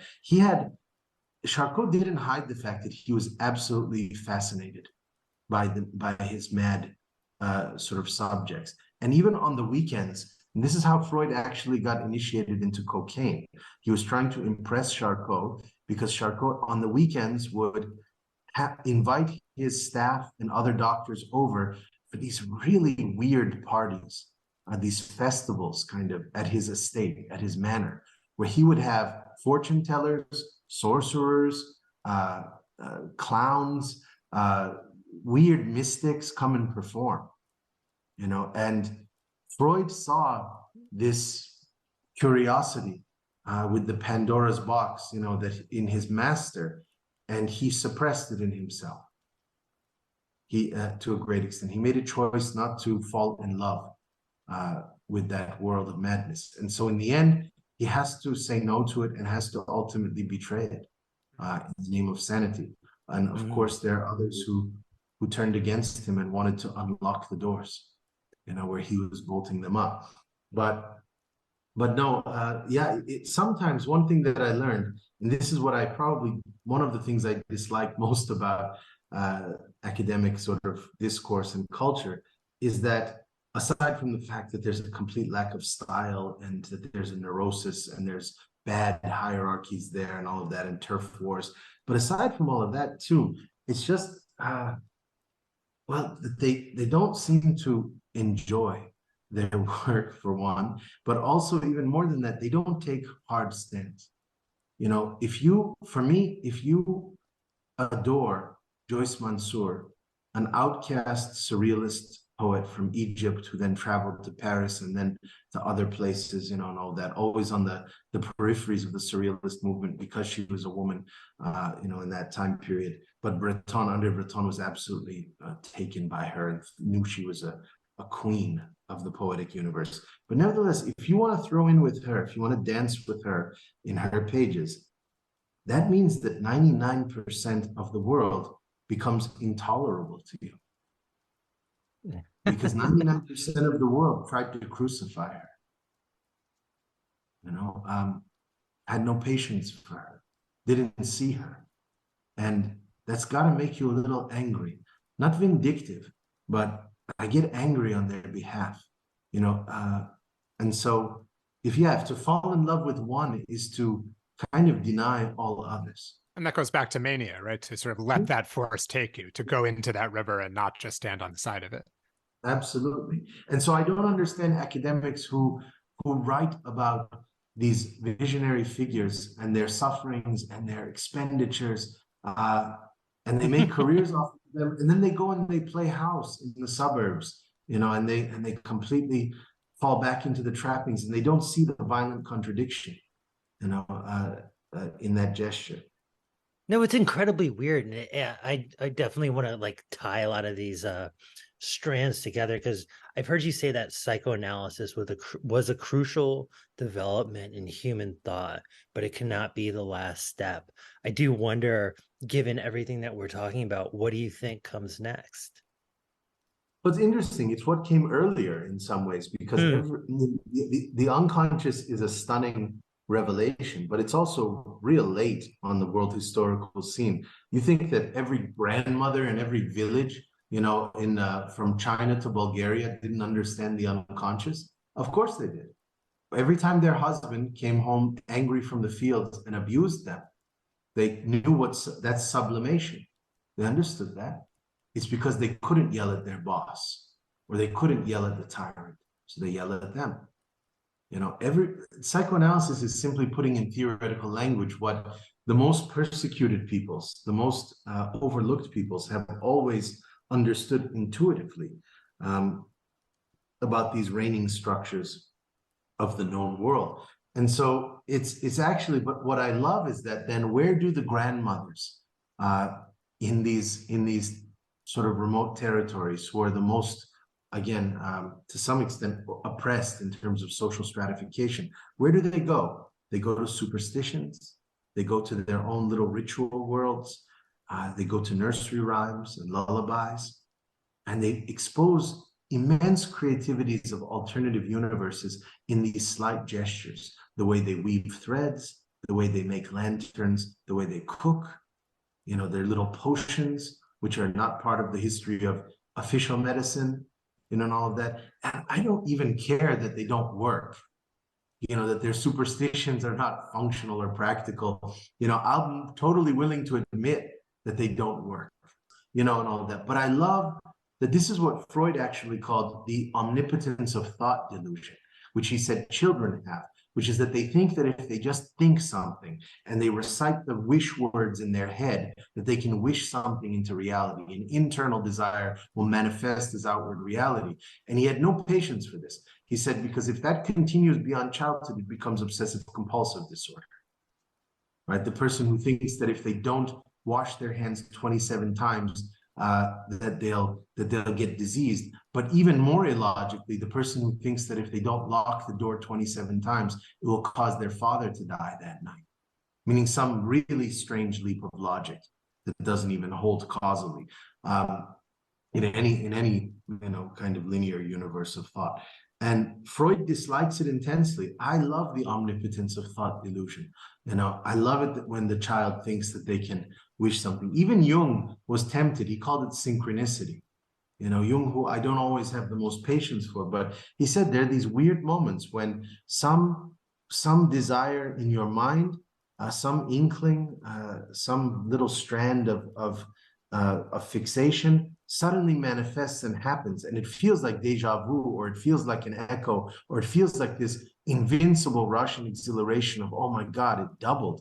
It's like thinking you're going to win the lottery that week and then winning. When outward reality manifests an inward desire.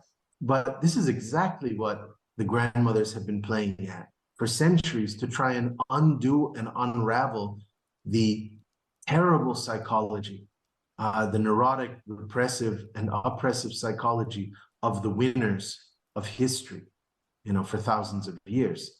And we have another name for it. When you put an aesthetic dimension to it, we call it literature. We call it philosophy. But I think it's interesting, because when you say, what's the next thing then?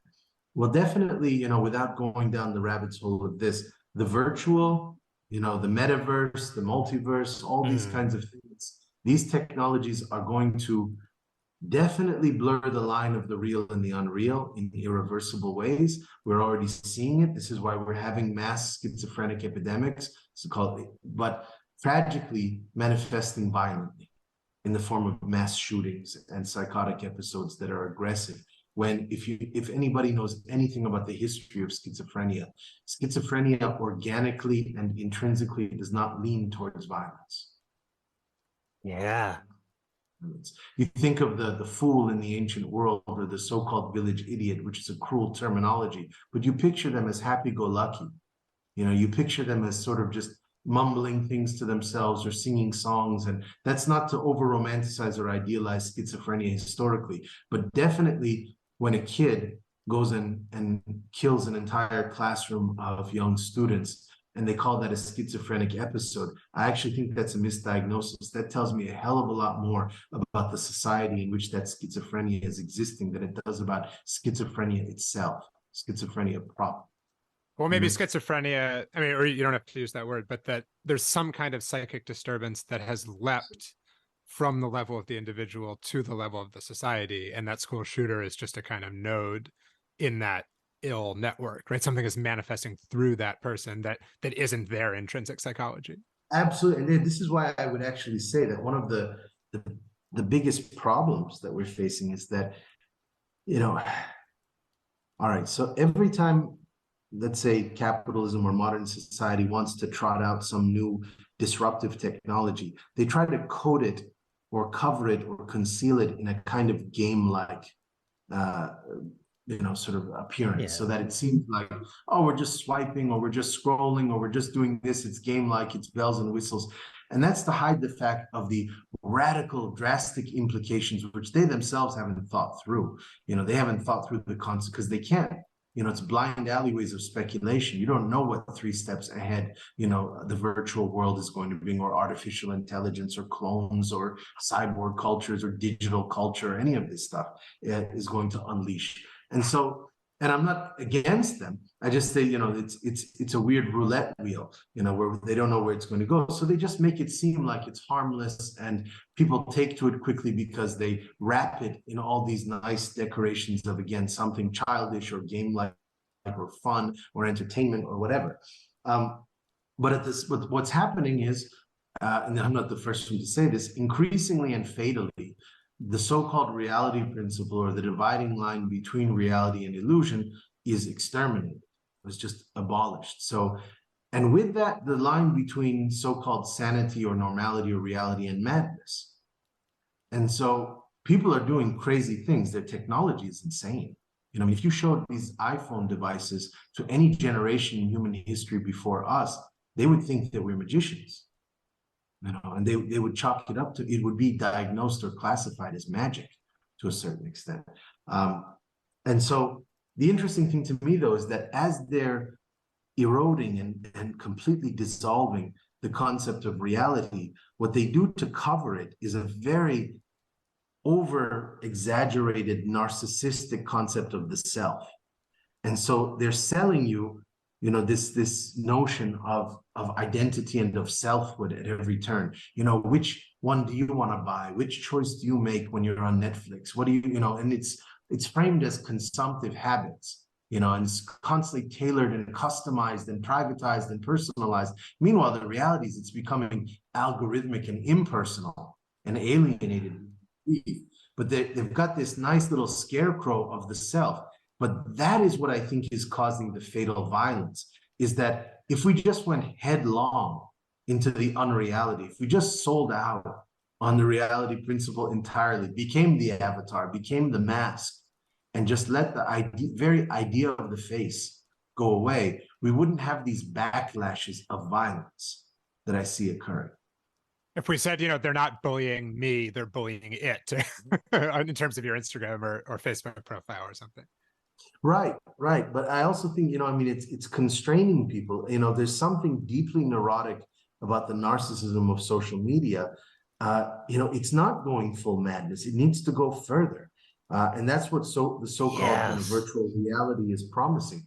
We need to become more artificial in the reconstruction of ourselves, if anything else. But this is also, this is not my idea. This is an idea that has already been theorized, but this is the Joker's advantage over Batman. Batman is a traumatic, has a traumatic psychology that weighs him down. He wears the mask to hide the fact that he's still a little boy whose parents were killed in front of him.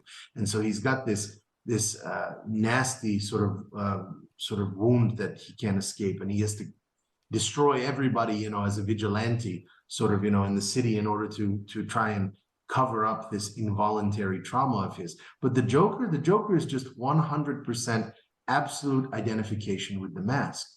The Joker has no face. The Joker just goes towards the makeup, the cosmetology of this newly invented persona, and completely forgets who he ever was. There's no history, there's no past, there's no identity, there's only performance. This is what happens to Alice in Alice in Wonderland when she meets the Mad Hatter, or the opium-smoking caterpillar, or the Cheshire Cat. She's not dealing with selves anymore, stable, solid selves. She's dealing with liquid and aerial dancers and contortionists. And they're so much more powerful.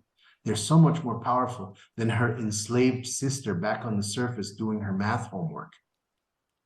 Wow. Jason, do you know what an NPC is? No, educate. Yeah, so it's called a non-player character.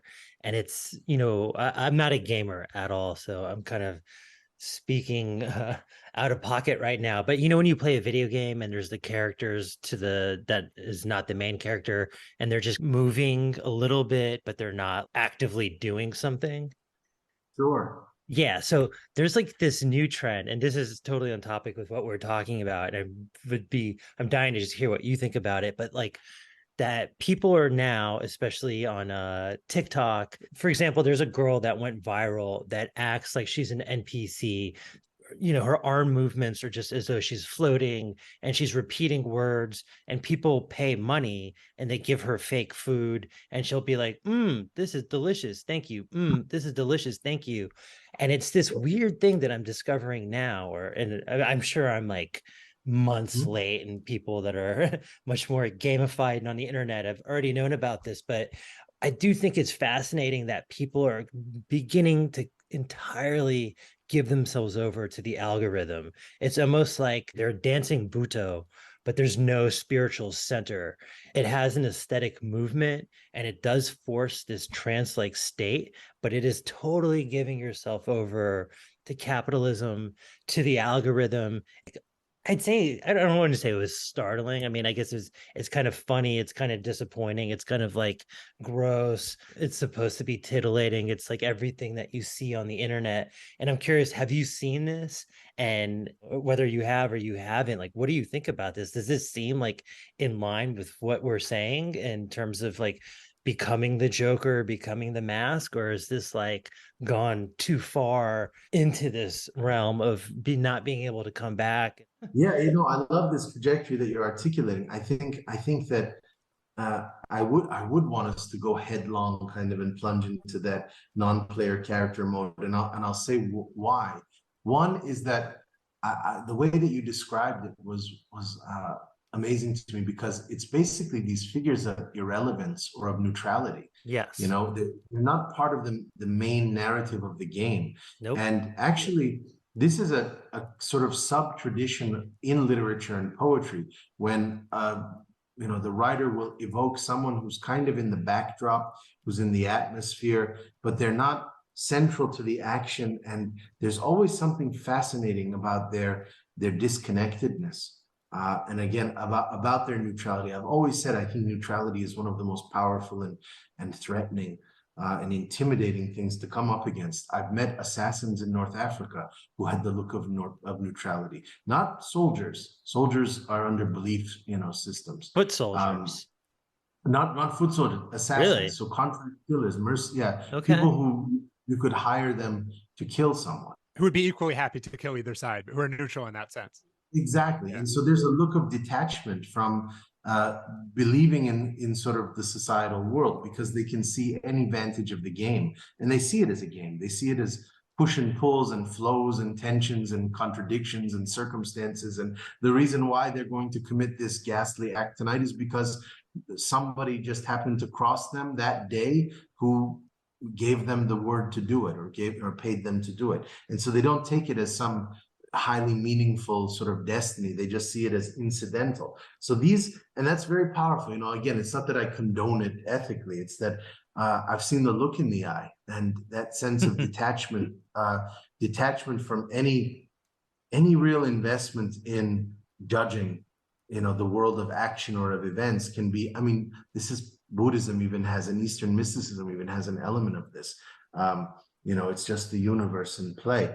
But the non-player character, that made me think of something. It made me think of something that somebody introduced to me, and I'm late to the game as well because I've been out of video game culture for decades. But they told me that there's a moment that can happen in a video game where you fall through like a prism or a hole or a glitch in the game, and you get kind of lost in a purgatorial space where you can't exit it anymore. So the game gets ruined in a sense because you can't get back to the surface, or you can't get back to the center of the game, and you're just sort of in this non-space. And I heard that somebody actually said sometimes real video game connoisseurs refer to that as the God mode. And I think that's cool. Actually, now when I Googled it later, I read that God mode actually refers to something that I did know about video games, where you use a cheat code and you get invincibility, you get infinite lives. That often was God mode. But now the new terminology for God mode is the moment when you're in that nowhere, that no man's land of the game. If you can slip into that. I understood that same state of video games as being called the failed state. Interesting. Well, I love if they have, my God, how cool would that be if they have renamed the failed state as the God mode? But I've always said, I tend not to give advice, but one thing that I do know about, this is part of my interest in Mania, is that if someone came to me who was troubled and who was facing some sort of horrific pressures and stresses and in the everyday world, or depressions or anything like that, I know that Freud's talking cure, and he knows this too, if the self is what is polluted, if the self is the swampland and a bottomless pit, what would make you think that talking for 6 hours about yourself would make you better? If that's precisely so I would say, actually, I'm all for, and this is an ancient mystical idea, I'm all for diversion and distraction. I would tell them, I want you to go to the library tonight, because they're 24 hours, and I want you to choose a highly particularized, acute field that has no relevance to your existence. So the history of surfing, the history of time travel vehicles, the history of blade making, of dragon mythologies, the history of giant mythologies.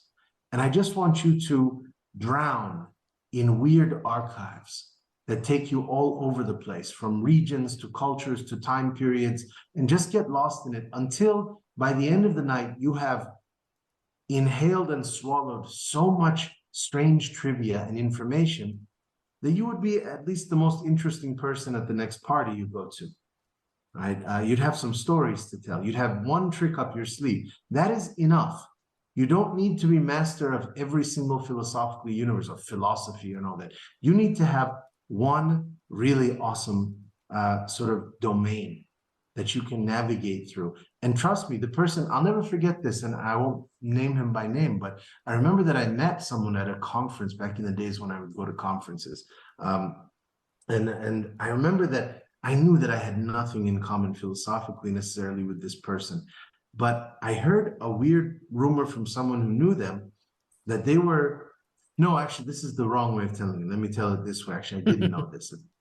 I met him at dinner and I said, oh God, I can't sit for 3 hours talking about Kant or talking about, some old German philosopher. What am I going to do? So I turned to them and I said, just by chance, do you have any hobbies? And he gave me this look, this startled look. And he said, what have you heard? And I said, I didn't hear anything. I'm just wondering if you had any interesting. He goes, nobody told you anything? And I said, no, why? And he said, well, I'm really into colognes and the history of perfume and fragrances and cologne. Interesting. And okay, I said, this is much more interesting than meditating on Kant's logical argumentation. But I said, tell me about it. He goes, well, in medieval France, there were these monks and he started going off, telling me about mixing whale bones, mixing gasoline, mixing all kinds of smoke, into it, all the bizarre things that they concoct and they conjure, in the history of potential perfumes and fragrances.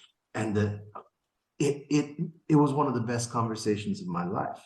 Wow. He took me down this small crucible, this cylinder of thought that was just unexpected and completely useless to almost everybody, at that conference. But it was the best thing I heard in that week. Yeah, when someone truly comes to life in that way, it's so, and maybe it has to be temporary too. It's like it can't, that guy couldn't build a career based on colognes, and you couldn't build a friendship with him based on colognes either. It's just that moment, but that's enough exactly. In that sense. That's exactly right. And so I never forget that, but that is Alice's white rabbit. All you need is the slightest intimation or excuse to go chasing something. And he took me down the rabbit hole, and it was wondrous. And since then, not just since then, I've always been intrigued by trying to find those figures who, I don't care how literate or comprehensive their knowledge is. God knows I don't know 99% of the disciplines of the world, but the things I know, God, I know them well, and I've because I've given the time to them. I've learned the cartography and the topographies of them. And so give me an hour at a party and I can spin you 5 ways from Sunday and run a few circles around you. But it's also because that's what I value most in existence above all else. Just someone who I meet who has a trick up their sleeve that I've never seen before. And I love to compliment, unlike most academics who I find resentful and who think they're in a zero-sum game where if someone else writes something amazing, that means that they're somehow diminished.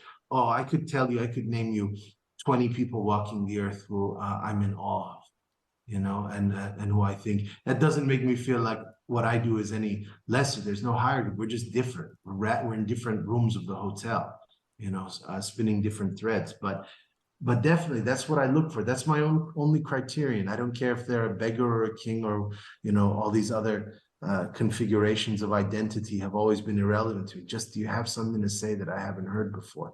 Give me a secret. And if they do, I honor them, in my memory for the rest of my life. Right. I had a moment like that I just found extremely poignant and kind of, to that point where, I went to a party and I guess I got there too early or everyone else was very late. And so it was just the host setting up and this one other guy. So I felt kind of obligated to talk to him. And he just immediately, he didn't ask me anything about myself. And he just immediately started going on about his home improvements and how much, this countertop cost and his light fixture. And he was just throwing all these, his seemed as though he felt obligated to show me how rich he was and how he'd done this new tiles and this glass was this and the room, and he just went on. And I was clearly completely uninterested. And I think even more importantly, for him at least, he was completely, he just had this totally dead-eyed look as he was just reciting, how much every aspect of his house cost. And it was, I was sort of, my skin was starting to crawl and I was like, there's no one else I can talk to. Am I going to just leave? Should I go to the bathroom? How am I going to get away from this guy? And then the host's dog passed by. This dog just brushed against our shins. And this guy just looked down and he goes, oh, do you have a dog? And I said, no, I had one as a kid and, it died and I haven't got another one. And it was his eyes, something turned in his face. And he's like, well, when I was a kid, I grew up in rural Pennsylvania and we were so poor, we couldn't afford a pet. But my neighbor, knew this other person who had a dog that was pregnant. And I asked my mom, could I go watch this dog give birth? And so I snuck into this house and crept, was looking through the window and watching this dog, giving birth to all these puppies. And then, I asked those people if I could have one of the puppies and they said, okay, but my mom wouldn't let me. So, I put it in the shed and my friend and I took care of it and tears started streaming down his face. And he went on and on about how he cared for this puppy. And then other people started showing up at the party. And as soon as someone else came, he just turned to them and he's like, let me tell you about my counter and how much this light fixtures cost. And it was over. That's exactly it. You just said with the struggle that we face with, in dabbling with these kinds of potions are. I'm a bit notorious, my wife knows this, that when I'm in those social gatherings, I look for the animal or the child to get sort of as an excuse to yes, get out of of the course. So I've been told, my wife will tell me a few times, like, you spent the whole night playing with these 4 kids, and I have a daughter who's now 1.5 and just is an infinity machine, and I never forget, I had my closest friend, perhaps brilliant author himself, though he doesn't publish a lot of things. He's smart in that way, Dejan Lukic, but a great figure to read at some point. He told me once, he was very much against the fact that I did get a little dog once, decades ago. And I just remember he said one thing, because he was against domesticated animality. He liked the wild, he liked the wolf, he liked, the fanged creatures, and he was all for the forest and the jungle. And so he didn't like domesticated animals. But I remember he told me, he said, just do me one favor. And I said, what? And he said, instead of you turning it more human, let it make you more animal. Allow it to be animal. And I remember, sort of getting at that perceptual level, crouching and sort of trying to see things and all that. But I didn't do that well. I didn't succeed with the dog. Instead, I humanized it, unfortunately. But with my daughter, I definitely am trying to not turn her into a wretched adult, but rather allow her to turn me more childlike. We spend a lot of time, in play and in pretend and in all these things. But that takes me, and this is the interesting thing I would say, and there was you who mentioned Melville earlier, right? Yeah, when he talked about his dying like a dog. Speaking of dogs too. Exactly.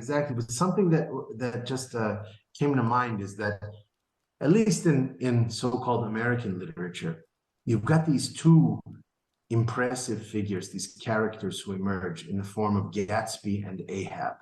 Captain Ahab in Moby Dick, and Great Gatsby, you've got, this figure of Fitzgerald, except that they're diametrically opposed, or they're not even opposites. They're irrelevant universes of captivation. And what I mean by that is that, and I may have said this somewhere else at one point, but it always just comes back to me that, Gatsby is the manipulator par excellence. He's that guy at the party who's showing everybody the counters, except he's more subtle and slick than that. But he's a total imposter. He's a liar. He's a decoy. He's a poor kid feigning that he's a rich kid. But because he's mastered every, expression, every fashion. But the thing is, at the end of the day, and he becomes the ultimate aristocrat, which I love the irony, the very telling irony that the ultimate aristocrat could only be an imposter aristocrat. He plays the role better than, it's the same thing as why if you ever wanted to cast a doctor for a medical commercial, you don't hire a doctor, you hire an actor who plays a doctor, that they can actually simulate the doctor better. So he's a master simulator in that regard. And yes, it's impressive because he's so sophisticated in his tastes and in his ability to pull the puppet strings to produce these huge spectacle occasions that everybody wants to be at Gatsby's parties on the weekend, and they're all enamored by him and they all want to hang out with him and all of that. And we know the reason why. It's because he has a mania. He has an obsession with, this one woman and with the green light that's on the other side of the lake. But to me, that is far less impressive because he's not an innovator. All the styles he's memorized are already the existing styles of beauty, and standards of success and of status that exist in society. He's just magnified them, but he's completely just playing according to their rules. But Ahab, when we meet him at the outset of Moby Dick, he is a disfigured, deranged,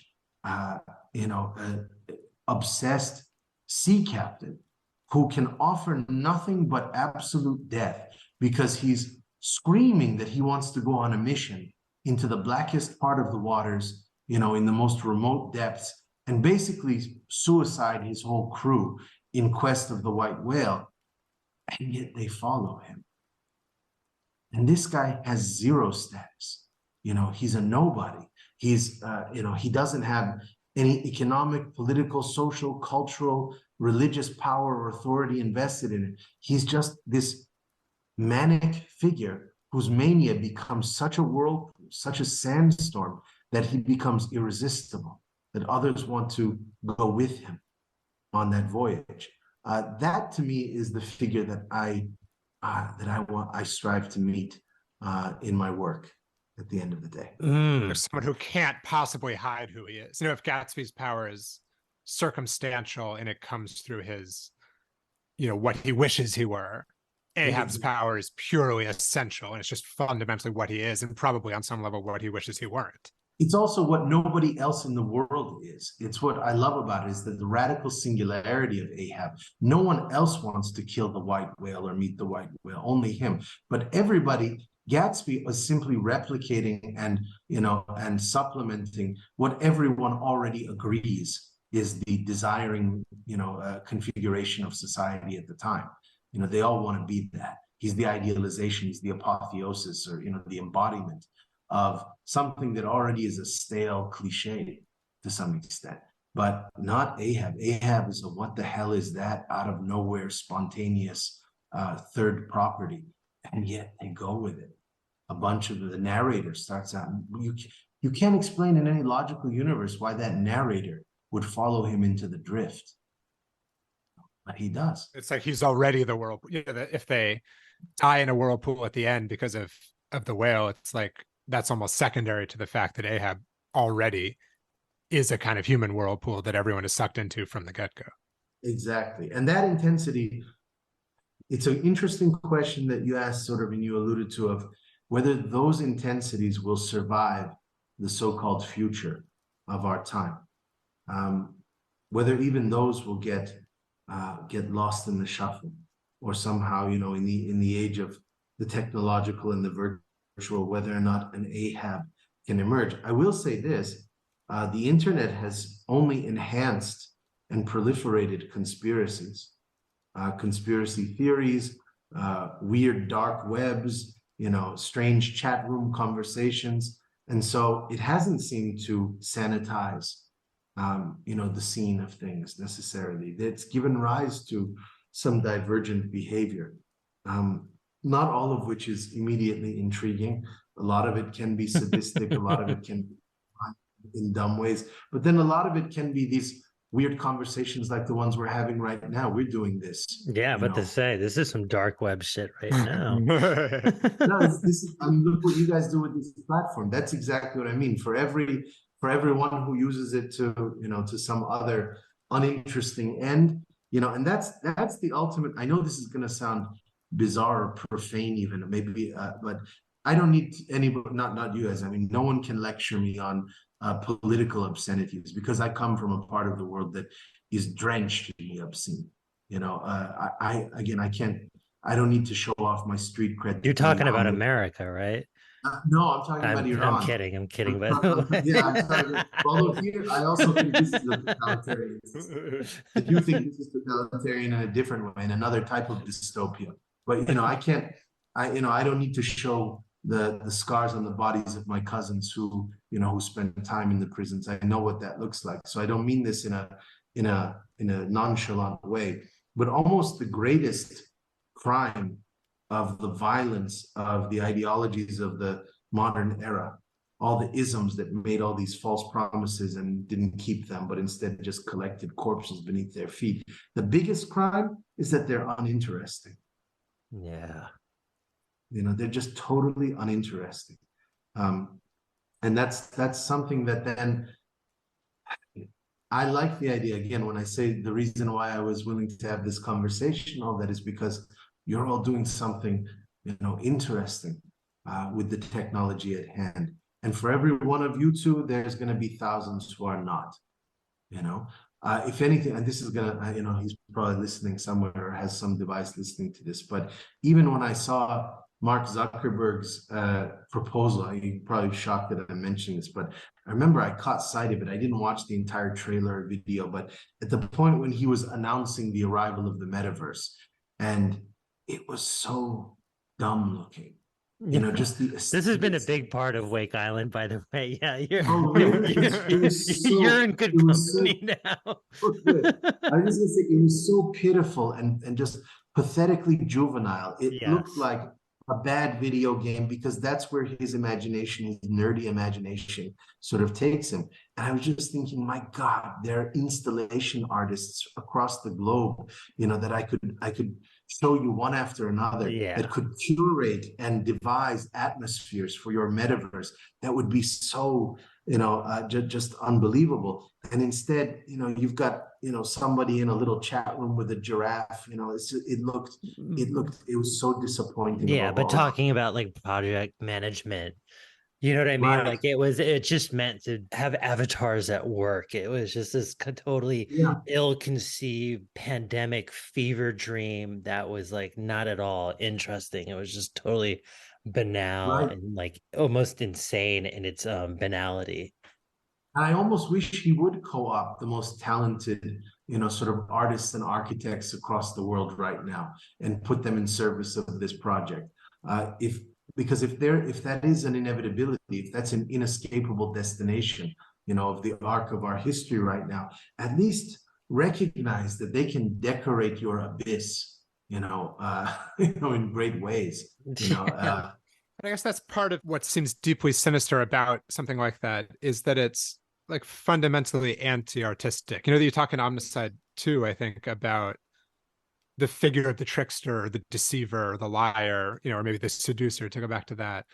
Mm-hmm. And part of what's appealing about them is that they know they're doing that, right? That's the figure of the artist, right? Whereas part of what's sinister about, ideology or propaganda, even if it espouses something positive, maybe especially if it does, is that it can never admit that it's trying to determine opinion or trying to mold thought, which makes it kind of evil, the fact that it's hiding that, right? And I think like something like Zuckerberg is the same thing, that he may not be in touch with it himself. I don't know what his inner life is like, right? But he can't outwardly say this is some kind of bizarre artistic fever dream, even though that's clearly what it is. When I read just, on surface value, when I read figures like him or even, Elon Musk or even Jeff Bezos, I don't see sinister, diabolical masters of the universe. I see some very neurotic personalities, most of whom are socially inept in many ways, and I don't think society is a great game to play anyway, but nevertheless they couldn't, even if they tried to. And instead what I see is the opposite of the ringmaster at a circus, which is what you're describing. The ringmaster at a circus is so clearly and evidently and transparently and brazenly manifesting an illusion and telling people, I'm going to whisk you away. I'm going to twist your minds. I'm going to take you down strange tunnels of possibility. And we're going to invent an alternative world for a time, and he even puts the spotlight. Over here, we have the trapeze artists. Over here, we have the high wire act. Over here, we have the clowns. Over here, we have the strange freaks of nature and all of that. And it's such a staged event. And you're exactly right. There's no repression of the fact that they want to completely possess you. It's almost like possession. They want to take over your mind for a while. And it would be better if these figures, these corporate technological figures, just came out that way, because then they would escape. They would escape. They would escape the problem, which I always said, Hannah Arendt has that beautiful line, the banality of evil. But I always flip it and I say, you can't miss the other side, which is the evil of banality. Yeah. There's nothing worse than banality. It's pure terror, the banal. And they're missing their chance. They should shoot the moon on this stuff, and for that they need to conspire, but they need to get out of their element. They need to get out of their Silicon Valley bubble, and they need to go start meeting some weirder types. They've got to go and find out that there's some guy who in 1934 went to a hotel in the Southern Mediterranean and wrote one book, and that everybody, I'm not going to name it because I'd rather have the listeners go find it if they could, like a scavenger hunt, wrote one book, and that the people who came to that hotel and read that book, which he shared with them at the end, the guests all went cliff jumping off that hotel. It was on a cliff after reading it. Interesting. Go find out what types of words would motivate people to want to jump into the valley below. None of them died, by the way. There was water down below, but nevertheless, these are not adventurous types at the end of the day. And what's so paradoxical about it is that they are the ones unleashing the most reckless and restless technologies on the planet that could have all of these potentials, but they are, they are themselves constrained. Even on the darkest side of it, this new fascination with Oppenheimer that accompanies the film that was made. Yeah. David and I have talked about this for hours, so yes, we both cannot wait to hear what you have to say about this. No, we could go on, and I won't bore you with no. I'm not being sarcastic. I literally want to hear this. No, it's just what troubles me is that the doomsday device was not invented by salivating beasts. It was invented by very repressed nerds. Yes. And that's a real problem to me, is that because they're almost, this is how repression works. So you end up leaking it out elsewhere because you can't confront it, the way that the manic does. The manic says it doesn't lie about anything, even though they end up in the world of illusions. They say, I'm infatuated with, I don't know, deep water, maniac, as if or falling. And that is what they are, into. But these figures claim to be about other things, freedom and justice and society and history. Or pure science, right? It's pure science, exactly. And really, they're just curious how far they can take their knowledge, and what the outer limits. This is Dr. Frankenstein, essentially. And then, at least with Oppenheimer, the actual figure himself, something that I don't know if you two know about this, but a lot of people miss this fact that his library, it was discovered years later that he had a library full of dystopian literatures, and that it was, T.S. Eliot's The Wasteland, Baudelaire's, Flowers of Evil, as well as the Bhagavad Gita. Obviously, everyone knows that. Hindu mysticism and everything, but all these works, and some really rare esoteric, but a lot of the major theme was dystopia. And everybody says, oh yeah, well, it's because he had this, this guilt in the aftermath where he felt complicit with this devastating event and and so this was his way of trying to encounter or confront what he had done and all that. Actually, the books in the library predate the invention of the atomic bomb, which is to say that he had compiled those visions, those doomsday and dystopian visions, before he actually worked on the technology. And that's an interesting thing to contemplate then, whether it became a self-fulfilling prophecy, but also the interesting question would have been if he had just admitted that was his angle, was to see if he could be a god of destruction. I don't think it would have resulted the way that it did. Meaning, I don't think his quest or his mission would have been a purely radically sort of negative one that was about the disintegration of entire peoples into thin air. Well, I guess him having that library is sort of like classic Freud too, right? Of him, on the surface might have said, I'm interested in dystopia because it's what I want to prevent, right? I want to prevent the Nazis from getting the bomb. Which I suppose is true to a degree, but also underneath that, he's like, I have this sense that this is what's going to work itself out through me, right? That I've been deputized by these forces, whether they're governmental or, scientific or spiritual in some way. But this thing is going to emerge through me that I can't close the gateway anymore. Right. Well, to that extent, another reason was I haven't seen the film myself, to be quite honest with you. Okay. I'm instinctually avoiding it. I don't love the fetishization of this figure that sort of, his tragic, downfall from the political establishment is the real victim of the atomic bomb. I mean, come on. You might think you know who the victims were, but really it was this one guy. It was America. Exactly. But but what you said beautifully there, David, about his library, I would just challenge anyone in a wonderful way to go and Google image a picture of Freud's office. I second this. I've done this, and it's an opium den. It's beautiful. It is lavish Oriental rugs everywhere, weird couches and lounge sort of furniture, statues of sphinxes everywhere, who's a Riddler figure, weird surrealistic or proto-surrealistic drawings on the wall of faces melting and things like that.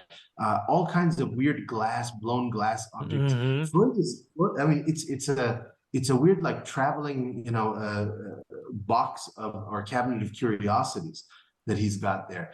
And so he may think that he's the scientist as well, but I think he's fooling himself to some extent. He's going for broke, trying to elicit really strange results in there.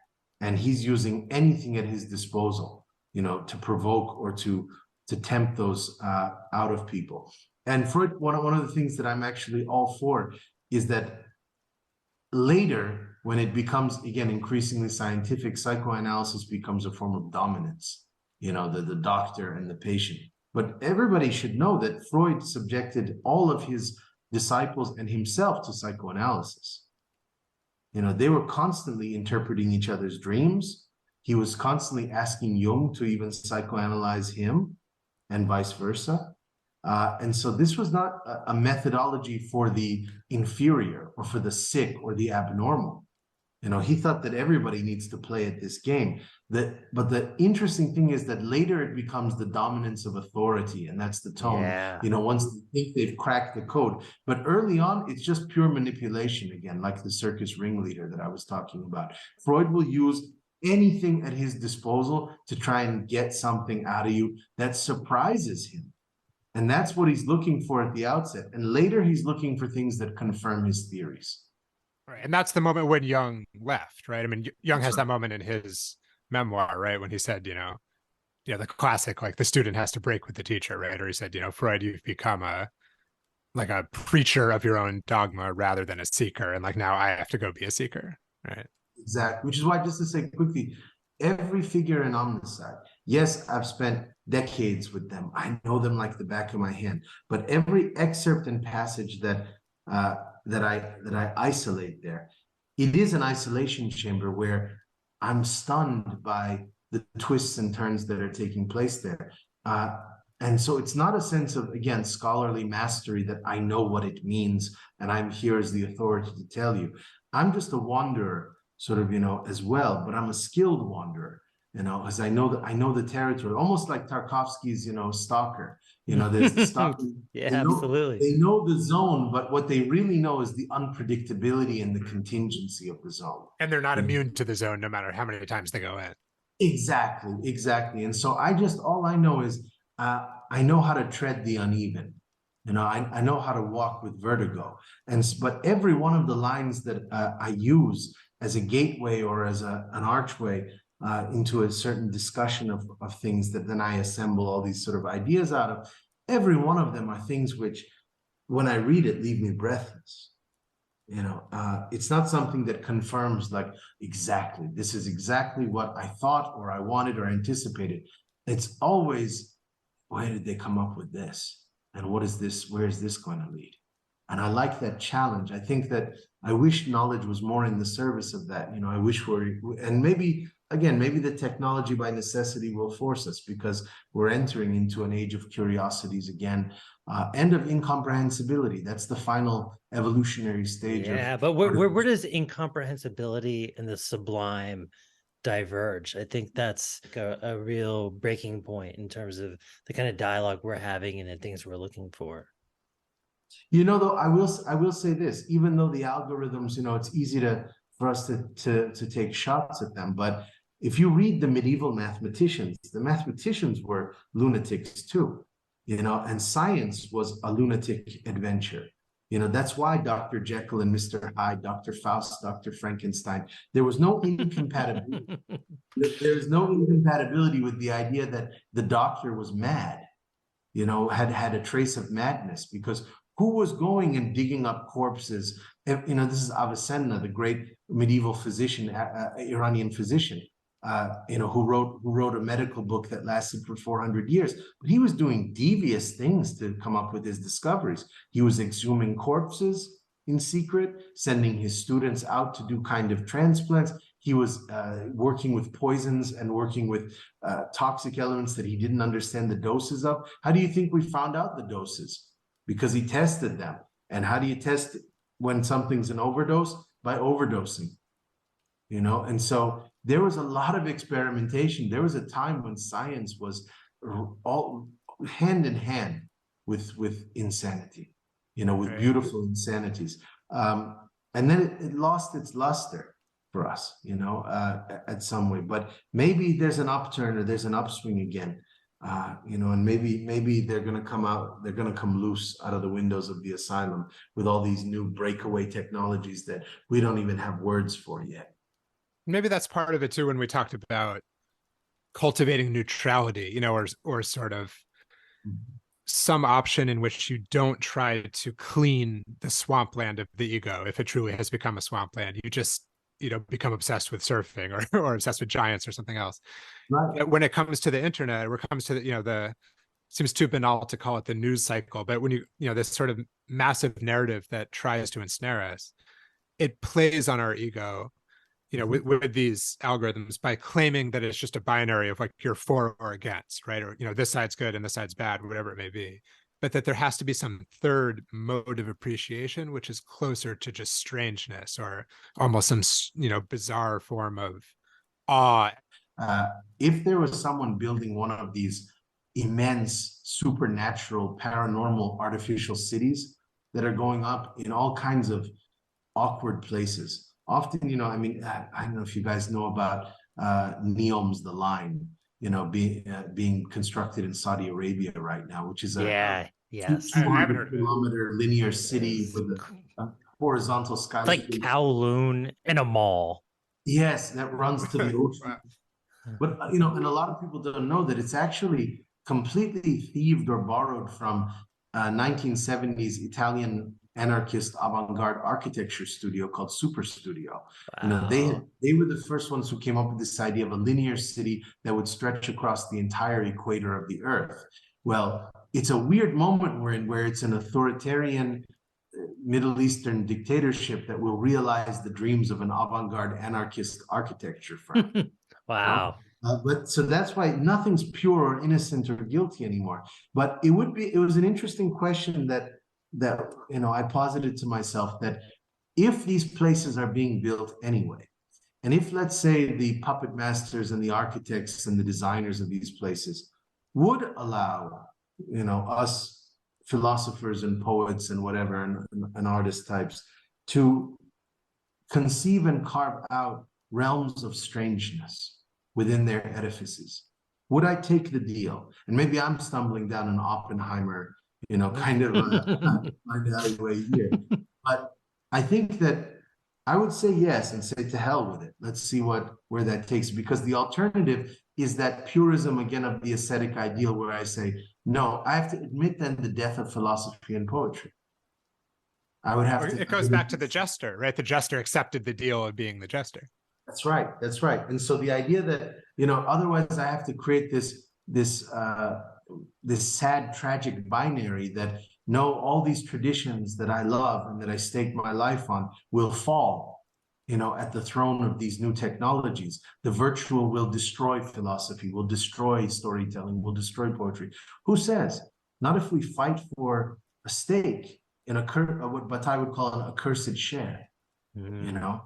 And so, but does that mean that you might have to dabble with all kinds of wrong types? Yeah, that's what the pirates do. So be it, yeah. Transaction, that's trafficking. That's the logic of the black market, you know? And so I do think that when you say, is there a place for strangeness, you know, in this aftermath that we're entering into, or what Beckett called the end game, if we're at the end game, is there a place for strangeness? Maybe more than ever. I just can't see it, but I wouldn't mind, again, taking a shot at seeing how our games play out, even in those seemingly overdetermined worlds of the future. Who knows? Yeah, man, I think that sounds great. And Jason, I know we've taken up like over 2.5 hours of your time. It is into the dead of the night right now, but I would just love to just leave us on one more parting question, if that's okay with you. Of course. I want to read a line from your book, Omnicide, the first part that has to do with travel, and it's which is dromomania. But the line is a connective tissue of obsession and bewilderment, obscene craving, and total disorientation, futility of the fever dream. Hence, we are left eventually with nothing but the lost soul of the mad sailor who tries to reach the waves in vain, confirming once and for all the great trickery through which this dromomaniacal impulse results in a cyclone of lunatic striving. So I would love to know, have you ever gone on a pilgrimage? And I know we were talking about pilgrimages earlier on this, and I said we were going to come back to it. I'm glad we're doing it for the last question. But have you ever gone on a pilgrimage that satisfied the atmosphere of a specific mania of yours that made its way into the book? Absolutely. And, there would be no shortage of stories that I could tell you. If you ever wanted to have a second round of this, we could for start. sure, man. Like you're good people. It's like, I don't know if you can tell, but No, we're into this conversation. We could start from that, and I could track for you places I've been that really just threw me for a loop and where I saw things. But at this point, after being a bit weathered and a veteran of these provinces, I think that the pilgrimages that I try to make now, and I've been to Towers of Silence, I've been to I've been to underground poetry readings, forbidden sort of poetry readings. I've been to a lot of places, pirate utopias in the Mediterranean where it's all smugglers and things like that. I've been to a lot of strange places, casinos in outer reaches that the casinos where really the real gamblers play at, and for strange stakes.